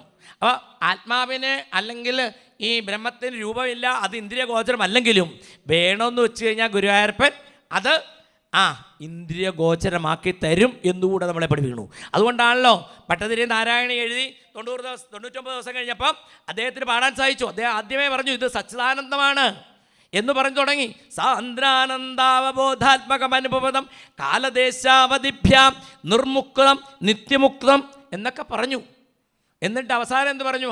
അങ്ങനെയാണെങ്കിലും ഭഗവാൻ ഭക്തന്മാർക്ക് ആ സാന്ദ്ര ആനന്ദ ബോധാത്മകമായിട്ടുള്ള അനുഭവിതമായിട്ടുള്ള രൂപമില്ലാത്ത ഭഗവാൻ രൂപത്തിൽ വരും എന്ന് ഉറപ്പിച്ച് കാണിച്ചു കൊടുത്തു ഭട്ടതിരിക്ക്. അദ്ദേഹത്തിനത് പാടാൻ സാധിച്ചു. അഗ്രേ പശ്യാമി തേജഃ, ഞാൻ കാണുന്നു മുന്നിൽ ഒരു തേജസ്. ആ തേജസ് പിന്നെ എന്തായി? രൂപത്തിലേക്ക് അങ്ങ് വന്നു. ശശാന്ത കട്ടയായിട്ട് നീലക്കല്ലായിട്ട് 3 വളവോടുകൂടി ഭഗവാന് ദർശനം കൊടുത്തു. നമുക്കും പറഞ്ഞിരുന്നു ഭാഗവതവും നാരായണിയും ഉള്ളിയിട്ട് ഭഗവാനെ വിളിക്കുകയാണെങ്കിൽ രൂപമില്ലാത്ത ഭഗവാൻ, മറ്റ് ഗുണങ്ങളൊന്നും പ്രത്യേകിച്ച് പറയാത്ത ഗുണാതീതനായിട്ടുള്ള ഭഗവാൻ നമുക്ക് ദർശനം തരും, നമുക്കും കാണാൻ സാധിക്കും അല്ലേ? അങ്ങനെ മധുരയിൽ ദേവയുടെ മുമ്പിൽ ഈ ഭഗവാൻ അവിടെ ആവിർഭവിച്ചു. ഭാഗവതത്തിൽ അങ്ങനെയാണ് പറഞ്ഞ് അവതരിച്ചു, പ്രത്യക്ഷപ്പെട്ടു എന്നർത്ഥം. ആ ഭഗവാനെ വസുദേവർ കണ്ടു. വാസ്തവത്തിൽ ദേവകി കണ്ടു എന്ന് പറഞ്ഞില്ല. അതെന്തുകൊണ്ടാണ് പറയാഞ്ഞത്? അങ്ങനെയല്ലേ പറയണേ, ഒരു സ്ത്രീ പ്രസവിച്ച് കഴിഞ്ഞാൽ ആദ്യം ആ സ്ത്രീ കാണണ്ടേ? ഇന്നല്ല, പണ്ട്. ഇന്നാണെങ്കിൽ നഴ്സുമാരെ കാണുള്ളൂ, അത് വേറെ കാര്യം. പക്ഷേ അന്നാവുമ്പോൾ എന്ന് വെച്ചാൽ അവരവരുടെ വീട്ടിലാവും, ഏതായാലും അമ്മ കാണണം. പക്ഷേ ഇവിടെ ദേവി കണ്ടു എന്നല്ല പറഞ്ഞേ, വസുദേവ ഇച്ഛത. എന്തുകൊണ്ട്? അത് പ്രമാ പാണ്ഡുരംഗ മാതിരിയുള്ള വലിയ മഹാരാധ്യകളായിട്ടുള്ള ആചാര്യന്മാർ പറഞ്ഞു കേട്ടു. എന്ത്? പോയ അവതാരത്തിൽ, രാമാവതാരത്തിൽ കൗസല്യ കണ്ടിട്ട് ദശരഥനെ അറിയുക ചെയ്തത്. ആ ഭഗവാൻ തന്നെയാണ് ഇന്നിപ്പം കൃഷ്ണനായിട്ട് വന്നിരിക്കണല്ലേ. കൃഷ്ണൻ്റെ പേര് നാളെ ഇടുള്ളൂ. ഇപ്പോൾ ദേവിയിൽ നിന്ന് വന്നിട്ടില്ലേ. അപ്പോൾ കഴിഞ്ഞ അവതാരത്തിൽ അച്ഛൻ രണ്ടാമത് കണ്ടതല്ലേ, അതുകൊണ്ട് ഇത്തവണ അച്ഛൻ ആദ്യം കണ്ടോട്ടെ എന്നാണ്. അങ്ങനെ വസുദേവർ തൻ്റെ മുറിയിൽ നിന്ന് അടച്ചിട്ടുന്ന മുറിയൊക്കെ ആണെങ്കിലും അതൊക്കെ തുറന്നു. കാരണം എല്ലാവരെയും ഉറക്കേണ്ടവരെയൊക്കെ ഉറക്കി, ഉണർത്തേണ്ടവരെ ഉണർത്തി. ആര്? യാ ദേവേന്ദ്രൻ സ്തുതിക്കുന്ന മാതിരി, യാ ദേവി സർവഭൂതേഷു നിദ്രാരൂപേണ സംസ്ഥിത നമസ്തസ്യൈ നമസ്തസ്യൈ നമസ്തസ്യൈ നമോ നമഃ. ആ നിദ്രാ ഭഗവതി ഉറക്കേണ്ടവരെ ഒക്കെ ഉറക്കി. അതുകൊണ്ട് കാവൽക്കാരും അറിഞ്ഞില്ല. വസുദേവർ വന്നു, കണ്ടു. ആ കണ്ട രൂപം കൂടി കണ്ടുകൊണ്ട് നമുക്കിവിടെ സമർപ്പിക്കാം. എന്താ ഭഗവാനെ കണ്ടപ്പം ഭാവം എന്നാണെങ്കിൽ തപത്ഭുതം ബാലകമംബുജക്ഷണം ചതുർഭുജം ശങ്കഗദാദ്യുതായുധം ശ്രീവത്സലശ്മംഗളശോഭികൗസ്തം പീതാംബരം സാന്ദ്രമയോധസൗഭകം മഹാർഹവൈഡൂര്യ കിരീടകുണ്ടലത്യുഷാപരിഷക്ത സഹസ്രോന്തളം ഉദ്ദാമകാഞ്ചങ്കത കങ്കണാദ്വിർ വിരോചമാനം വസുദേവ ഐക്ഷത. അല്ലാണ്ട് ദേവകി ഐക്ഷത എന്നല്ല പറഞ്ഞേ. വസുദേവർ കണ്ടു ഈ ഉണ്ണിയെ. എങ്ങനെ ഇരിക്കണു? തമദ്ഭുതം. എൻ്റെ ഗുരുനാഥനായുള്ള തട്ടതിരുമേനിയുടെ ഗുരുനാഥനായുള്ള അഥവാ എൻ്റെ മുക്തി ഗുരുനാഥനുള്ള വാഴകുന്തം തിരുമേനി അവതാരം ഗുരുവായൂർ കൂത്തമ്പലത്തിരുന്ന് വർണ്ണിക്കുമ്പം തമത്ഭുതം എന്ന് പറയുന്ന ഒരൊറ്റ ആ വാക്ക് 3.25 മണിക്കൂർ പ്രഭാഷണം ചെയ്തിത്രേ. അപ്പോൾ ആ ശ്ലോകം മുഴുവൻ പ്രഭാഷണം ചെയ്യണേ എത്ര ദിവസം വേണ്ടി വരും? അദ്ദേഹം 4 വർഷം കൊണ്ടാണ് ഒരു ആവർത്തി പറഞ്ഞത് ഭാഗവതം. എന്തായിരിക്കും ആ ഭാഗവതം? നാട്ടുവർത്തമാനങ്ങളാണോ പറഞ്ഞേ? ഒന്നുമല്ല, ഭാഗവതം തന്നെ നിന്നുകൊണ്ട് പറഞ്ഞു. തമത്ഭുതം ബാലകം, അത്ഭുതം ബാലകം. ബാലകം എന്ന് പറഞ്ഞാലോ കുട്ടിയെന്നർത്ഥം. ഇനി അത് ആ വാക്കൊന്ന് പിരിച്ചാലോ, ബാല എന്ന ശബ്ദത്തിന് രോമമെന്നും കമ്മെന്ന് പറയുന്ന ശബ്ദത്തിന് ബ്രഹ്മാണ്ടം ഒന്നും എടുത്തു കഴിഞ്ഞാലോ, അനേക കോടി ബ്രഹ്മാണ്ടങ്ങളെ തൻ്റെ കുക്ഷിയിലും തൻ്റെ രോമകൂപങ്ങളിലും ഒതുക്കിയിരിക്കുന്ന ബാലൻ. തത് അത്ഭുതം. അംബുജക്ഷണം, താമരപ്പൂ പോലെ ശോഭിക്കുന്ന കണ്ണ്. ബാലകം അത്ഭുതം. ചതുർഭുജം, 4 തൃക്കൈകളുണ്ട്, ടൈനി ചെറിയ കൈകൾ, അതിൽ ചെറിയ വിരലുകൾ, അതിലൊക്കെ മോതിരങ്ങൾ, അത്ഭുതം. ശംഖ ഗദാദ്യുതായുധം, ആ കൈകളിലൊക്കെ ചെറിയ ചെറിയ ആയുധങ്ങൾ, നിരശതയങ്ങളായിട്ടുള്ള ആയുധങ്ങൾ. ശംഖ ചക്ര ഗദ പത്മം. വലിയ ഗദയൊന്നുമില്ല, ഹനുമാൻ്റെ കയ്യിലിരിക്കുന്ന മതി, ചെറിയ ഗദ. 4 ആയുധങ്ങളുണ്ട്. അത്ഭുതം. ശ്രീവത്സലക്ഷ്മം കളശോഭികൗസ്തുവം. മാർവിടത്തിലാണെങ്കിൽ പണ്ട് ഭൃഗുമുനി ചവിട്ടിയാളുടെ ഒരു മറുകുണ്ട്, ശ്രീവത്സം. കളശോഭികൗസ്തുവം, ആ മാർവിടത്തിൽ തന്നെ അവിടെയൊക്കെ പ്രകാശത്തെ പരത്തുന്നതായുള്ള ആ ശ്രീവത്സം എന്ന് പറയുന്ന, അല്ല കൗസ്തുഭം എന്ന് പറയുന്ന രത്നമുണ്ട്. പീതാംബരം, മഞ്ഞപ്പെട്ട് കൊടുത്തിട്ടുണ്ട്. സാന്ദ്രവയോധ സൗഭകം മഹാർഗവൈഡൂര്യ കിരീട കുണ്ടല തുഷാപരിഷക്ത സഹസ്രവന്തള ഉദ്ധാമകാഞ്ചങ്കണകണാതിപിർ വിരോചമാനം. പീതാംബര പട്ടെടുത്തിട്ടുണ്ട്, കൊടുക്കടക്കനിട്ടിട്ടുണ്ട്. തോൾവളയുണ്ട്, കൈവളയുണ്ട്, അതുപോലെ പൊന്നരഞ്ഞാണമുണ്ട്. അയ്യോ, ഭഗവാന്റെ ഭാഗത്തിൽ പൊൻശിലമ്പുണ്ട്. ഏതെങ്കിലും ഒരമ്മ ഇതുപോലൊരു കുട്ടിക്ക് ജന്മം കൊടുത്തിട്ടുണ്ടോ? കൊടുത്തിട്ടില്ല, ഇനിയോട്ട് കൊടുക്കാനും പറ്റില്ല, അല്ലേ? ഏതെങ്കിലും ഒരു അമ്മ നമ്മുടെ നാട്ടിൽ ആരെങ്കിലും കേട്ടിട്ടുണ്ടോ? നിങ്ങളെ അമ്മമാരൊക്കെ പ്രസവിച്ചവരല്ലേ? പ്രസവിച്ചു അപ്പം ഒരു മാല ഇട്ടോണ്ടോ ഒരു പട്ടുപോണെങ്കിലും എടുത്തോണ്ട് വന്നോ? ഇല്ല. ആ അമ്മയോടുള്ള ബന്ധം തന്നെ ഒരു ചരടുള്ളത് വിട്ടിച്ചുവിടും, ഇല്ലേ? പിന്നെ എന്താ ഇങ്ങനെ വന്നത്? ഭഗവാൻ ദേവയുടെ ഗർഭത്തിലേക്ക് കയറുമ്പോൾ തന്നെ ഈ ആഭരണവും തനിക്ക് വേണ്ട പീതാംബരപ്പെട്ടൊക്കെ ആയിട്ടാണ് അത്ര വന്നത്. അത്ഭുതമല്ലേ ഇത്? നമ്മൾ തമാശക്കെങ്കിലും പറയും. ഭഗവാൻ ആലോചിച്ചു, എന്താണെന്നറിയോ? ഏതൊരമ്മയ്ക്കും അച്ഛനും ഒരു ഉണ്ണി ഉണ്ടായിക്കഴിഞ്ഞാൽ ഒരു മിന്നു കെട്ടണം, അല്ലേ? ഒരു ചരട് കെട്ടണം, ഒരു പട്ടുകൊണ്ട് കൊടുക്കണം തോന്നും. എവിടെ ഇപ്പോൾ അവർക്ക് കൽത്തുറുക്കി കിടക്കുക, അവർക്ക് പറ്റുമോ? സ്വാതന്ത്ര്യമില്ല. അപ്പം അതിൻ്റെ പേരിൽ അച്ഛനും അമ്മയും വിഷമിക്കാതിരിക്കാൻ നോക്കൂ, ഭഗവാൻ അവതാരത്തിൽ പോലും ആ കാരുണ്യം വാത്സല്യം വർഷിച്ചുകൊണ്ടാണ് അവതരിക്കുന്നത്. ഭഗവാൻ അതെല്ലായിട്ട് വന്നു. നമ്മൾ പറയാറുണ്ട്, ഭഗവാൻ അകത്തേക്ക് ദേവകയുടെ ഗർഭത്തിലേക്ക് പ്രവേശിക്കുമ്പോൾ തന്നെ ശിമാട്ടി ടെക്സ്റ്റൈൽസ് പോയിട്ട് പട്ടുകോണവും എടുത്ത് ഭീമാ ജ്വല്ലറി പോയിട്ട് ആഭരണം എടുത്തിട്ടുണ്ടാണ് വന്നതെന്ന് തമാശയ്ക്ക് പറയണത് കേട്ടോ. അങ്ങനെ ആടയാഭരണങ്ങളോടുകൂടി വന്ന ആ അത്ഭുത ബാലനെ, ഏത് കുട്ടിയായിട്ട് നോക്കിയാലും അതെ, അല്ല ആ രൂപത്തെയാണെങ്കിലും അങ്ങനെയുള്ള ആ ഭഗവാനെ, ആ സച്ചിദാനന്ദ കട്ടയെ, നീലമേഘ ശ്യാമള കോമളിനെ, നീലക്കലിനെ വസുദേവ വകയായിട്ട് കണ്ടു, ദേവകി ദേവി കണ്ടു. അതിനുശേഷം പിന്നെ വസുദേവർ സ്തുതിക്കണു, ബ്രഹ്മഭാവത്തിൽ തന്നെയാണ് സ്തുതിക്കുന്നത്. ദേവകി ദേവി സ്തുതിക്കണു. അപ്പോൾ ചില കാര്യങ്ങളൊക്കെ ഭഗവാൻ പറഞ്ഞു കൊടുക്കണു. ഈ നിങ്ങൾ 3 പ്രാവശ്യം എന്നെ പുത്രനായി വരണേ എന്ന് പറഞ്ഞിരുന്നു. അതിൻ്റെ ഫലമായിട്ടാണ് ഞാൻ നേരത്തെ 2 പ്രാവശ്യം വന്നു, വൃശ്ചികഗർഭനായിട്ട് വന്നു, വാമനമൂർത്തിയായിട്ട് വന്നു. ദാ 3ാമത്തെ പ്രാർത്ഥന അനുസരിച്ചിട്ട് ഇപ്പം ഞാൻ നിങ്ങളുടെ പുത്രനായിട്ടുണ്ട്. അതുകൊണ്ട് നിങ്ങൾ എന്ത് വേണം? ഇനി എന്നെ ഈ അവതാരത്തിൽ ബ്രഹ്മഭാവേനെ വന്ദിക്കുകയും പുത്രഭാവേനെ ലാളിക്കുകയും ചെയ്തോളൂ. അങ്ങനെയാണ് നിങ്ങൾക്കിനി ഈ ജനിമൃതികളിൽ കണ്ണ് പുനരഭിജനനം, പുനരഭിമരണം, ജഡരേ ശയാനം എന്ന് പറയണേ ആ ഒരു കഷ്ടപ്പാട് വരില്ല എന്ന് ഭഗവാൻ പറഞ്ഞു. ദേവകി ദേവിയുടെ സ്തുതിയിലെ കംസനെ പോലുള്ളവർക്ക് ഈ സച്ചിദാനന്ദ രൂപം കാണിക്കരുതെന്ന് പറഞ്ഞപ്പോൾ അമ്മയ്ക്ക് അമ്മാവനെ ഭയമുണ്ടെന്ന് മനസ്സിലായി. അപ്പോൾ പറഞ്ഞു, എന്നെക്കൊണ്ട് അങ്ങോട്ട് മാറ്റി കിടത്തിക്കോളൂ. ഭഗവാൻ പെട്ടെന്ന് വർത്തമാനം പറയുന്ന രീതിയിലേക്കായി എന്നൊക്കെയാണ് നമുക്ക് ഭാഗവതം കാണിച്ചു തരുന്നത്. അതുകൊണ്ട് അവിടെ ഗോകുലത്തിലൊരു തങ്കമണി പറന്നിട്ടുണ്ട്, അവിടെ കൊണ്ടുപോയി കിടത്തുക, അവിടുന്ന് തങ്കമണി എടുത്തുകൊണ്ട് ഇങ്ങോട്ട് വരിക, എന്നാൽ പിന്നെ ആ ഭയം ഉണ്ടാകുകയില്ല എന്ന് പറഞ്ഞ് ഭഗവാൻ എന്ത് ചെയ്തു? ബഭൂവ പ്രാകൃത ശിശു, പെട്ടെന്നൊരു ഇളം പൈതലായിട്ട് കിടക്കണു. ദേവകി ദേവി എടുത്ത് മുലയൂട്ടുന്നു, അല്ലെങ്കിൽ സ്തന്യം പാനം ചെയ്യിക്കുന്നു എന്നൊക്കെ നമുക്ക് സങ്കല്പിക്കാം. ഇനി ആ ഭാഗങ്ങളൊക്കെ അടുത്ത പ്രഭാഷകരാണ് പറയുക. ഏതായാലും നാരായണീയത്തിൽ പറഞ്ഞു, അവതാരം പറഞ്ഞപ്പം ക്ലേശാപഹസ്ത്രിജഗതാം ത്വമിഹാവിരാസിൽ, അദ്ദേഹം പറഞ്ഞു മധുരയിൽ അവതരിച്ചു എന്നല്ല പറഞ്ഞേ, ആ ഭഗവാൻ ത്വമിഹാവിരാസിൽ, ത്വം ഇഹ ആവിരാസിൽ, ഇവിടെ ഗുരുവായൂർ അവതരിച്ചു എന്ന് ഭഗവാൻ ഭട്ടതിരി അങ്ങനെ പറഞ്ഞു. അപ്പം നമുക്കും ഇവിടെ പറയാം ത്വം ഇഹ ആവിരാസിൽ. ഇന്ന് സത്രവേദിയിൽ ഭഗവാൻ ത്വം വിഹ ആവിരാസിൽ, ഇവിടെ ഭഗവാൻ അവതരിച്ചു, അല്ലേ? ഇനി ഭക്തന്മാർക്ക് പറയാറാകണം എന്ത്? അങ്ങനെ കൽത്തുറുകിലോ അവിടെ ഇവിടെ അല്ല അവതരിക്കേണ്ട ഭഗവാൻ. ഈ ഭഗവാൻ എവിടെ അവതരിക്കണം? നമ്മുടെയൊക്കെ ഹൃദയമാകുന്ന പൊൻതിട്ടിൽ അവതരിക്കണം. അതുകൊണ്ട് നമ്മൾക്കൊക്കെ പറയാൻ സാധിക്കണം, മമ ഹൃദി അഥവാ മമ ഹൃദയേ അവിരാസിയിൽ അങ്ങനെ ആയിത്തീരട്ടെ. ശ്രീകൃഷ്ണ ഭഗവാൻ ഈ സച്ചിദാനന്ദമൂർത്തി അല്ലേ, സ്നേഹിക്കുന്നവനും ദ്വേഷിക്കുന്നവനും മോക്ഷം കൊടുക്കാനായിട്ട് ഇറങ്ങി വന്നായിട്ടുള്ള ആ ഭഗവാൻ ഗുരുവായൂരപ്പൻ നമ്മുടെ ഓരോരുത്തരുടെയും ഹൃദയത്തിൽ എന്നും ഉണ്ടാവട്ടെ.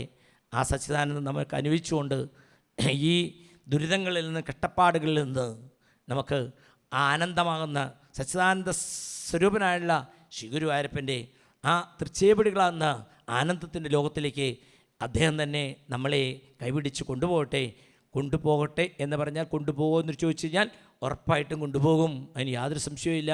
അതുപോലെ നമ്മൾ കാമനകളാകുന്ന കംസനെ നിഗ്രഹിക്കാനുള്ള വഴി ഭാഗവത്തിലൂടെ നേടുക വേണ്ടിയുള്ളൂ. നേടിയാൽ ഉറപ്പാണ് ഭഗവാൻ നമ്മളെ കൊണ്ടുപോകും. അല്ലാണ്ട് ഒരു പൂതനയ്ക്കോ ഒരു കംസനോ ഒരു ധ്രുവനോ ഒരു പ്രഹ്ലാദനോ അങ്ങനെയുള്ളവർക്ക് മാത്രമല്ല ഭഗവാൻ അനുഗ്രഹിക്കുക, നമ്മളെയൊക്കെ അനുഗ്രഹിക്കും. അതുപോലെ ആയിക്കഴിഞ്ഞാൽ അങ്ങനെയുള്ള അനുഗ്രഹം നമ്മളിലേക്ക് വന്നു ചേരട്ടെ. ശ്രീകൃഷ്ണ ഭഗവാൻ ഗുരുവായൂരപ്പൻ നമ്മുടെ ഉള്ളിൽ ഇന്നും എന്നും അവസാന സമയം വരെ നിൽക്കട്ടെ എന്ന് പ്രാർത്ഥിച്ചുകൊണ്ട് ഇവിടെ ഇരിക്കുന്നവരുടെയും അഥവാ ഇവിടേക്ക് വരാൻ മടിച്ചവരുടെയും പറ്റാത്തവരുടെയും ഉള്ളിൽ ഭഗവാൻ അവതരിക്കട്ടെ എന്ന് പ്രാർത്ഥിച്ചുകൊണ്ട് ഈ അവതാര കഥകൾ ഓടിപ്പോകേണ്ടി വന്നു, സമയത്തിൻ്റെ പരിധിയിൽ നിന്നുകൊണ്ട്. എന്നാലും കുറച്ച് സ്വാമി പറഞ്ഞതിനേക്കാൾ ഇത്തിരി സമയം കൂടിപ്പോയി വെച്ചാൽ അവരുടെ എത്തേണ്ടതുണ്ട്. അത് ഞാനിവിടെ ഭഗവാന്റെ പാദത്തിലെ പുഷ്പാഞ്ജലിയായിട്ട് സമർപ്പിക്കുകയാണ്. എന്തെങ്കിലും തെറ്റുകുട്ടികൾ വന്നിട്ടുണ്ടെങ്കിൽ, വേഗം പോയതുകൊണ്ട് ശബ്ദങ്ങൾ ഇടറിപ്പോയിട്ടുണ്ടെങ്കിൽ ക്ഷമിക്കണം എന്ന് പ്രാർത്ഥിച്ചുകൊണ്ട് ഈ അവതാര വാക്കുകളെല്ലാം ഇവിടെ സമർപ്പിക്കുന്നു.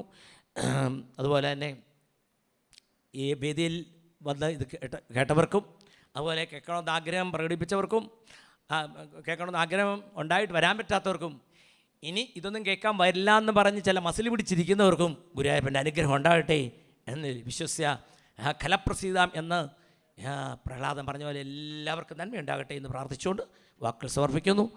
സർവത്ര ഗോവിന്ദനാമ സങ്കീർത്തനം ഗോവിന്ദ ഗോവിന്ദ കായേന വാചാ മനസേന്ദ്രിയേർവാ ബുദ്ധ്യാത്മനാ വാ പ്രകൃതേ സ്വഭാവാൽ കരോമി യദ്യൽ സകലം പരസ്മൈ നാരായണായേതി സമർപ്പയാമി. സർവം ശ്രീ ശ്രീകൃഷ്ണപാദേ സമർപ്പയാമി.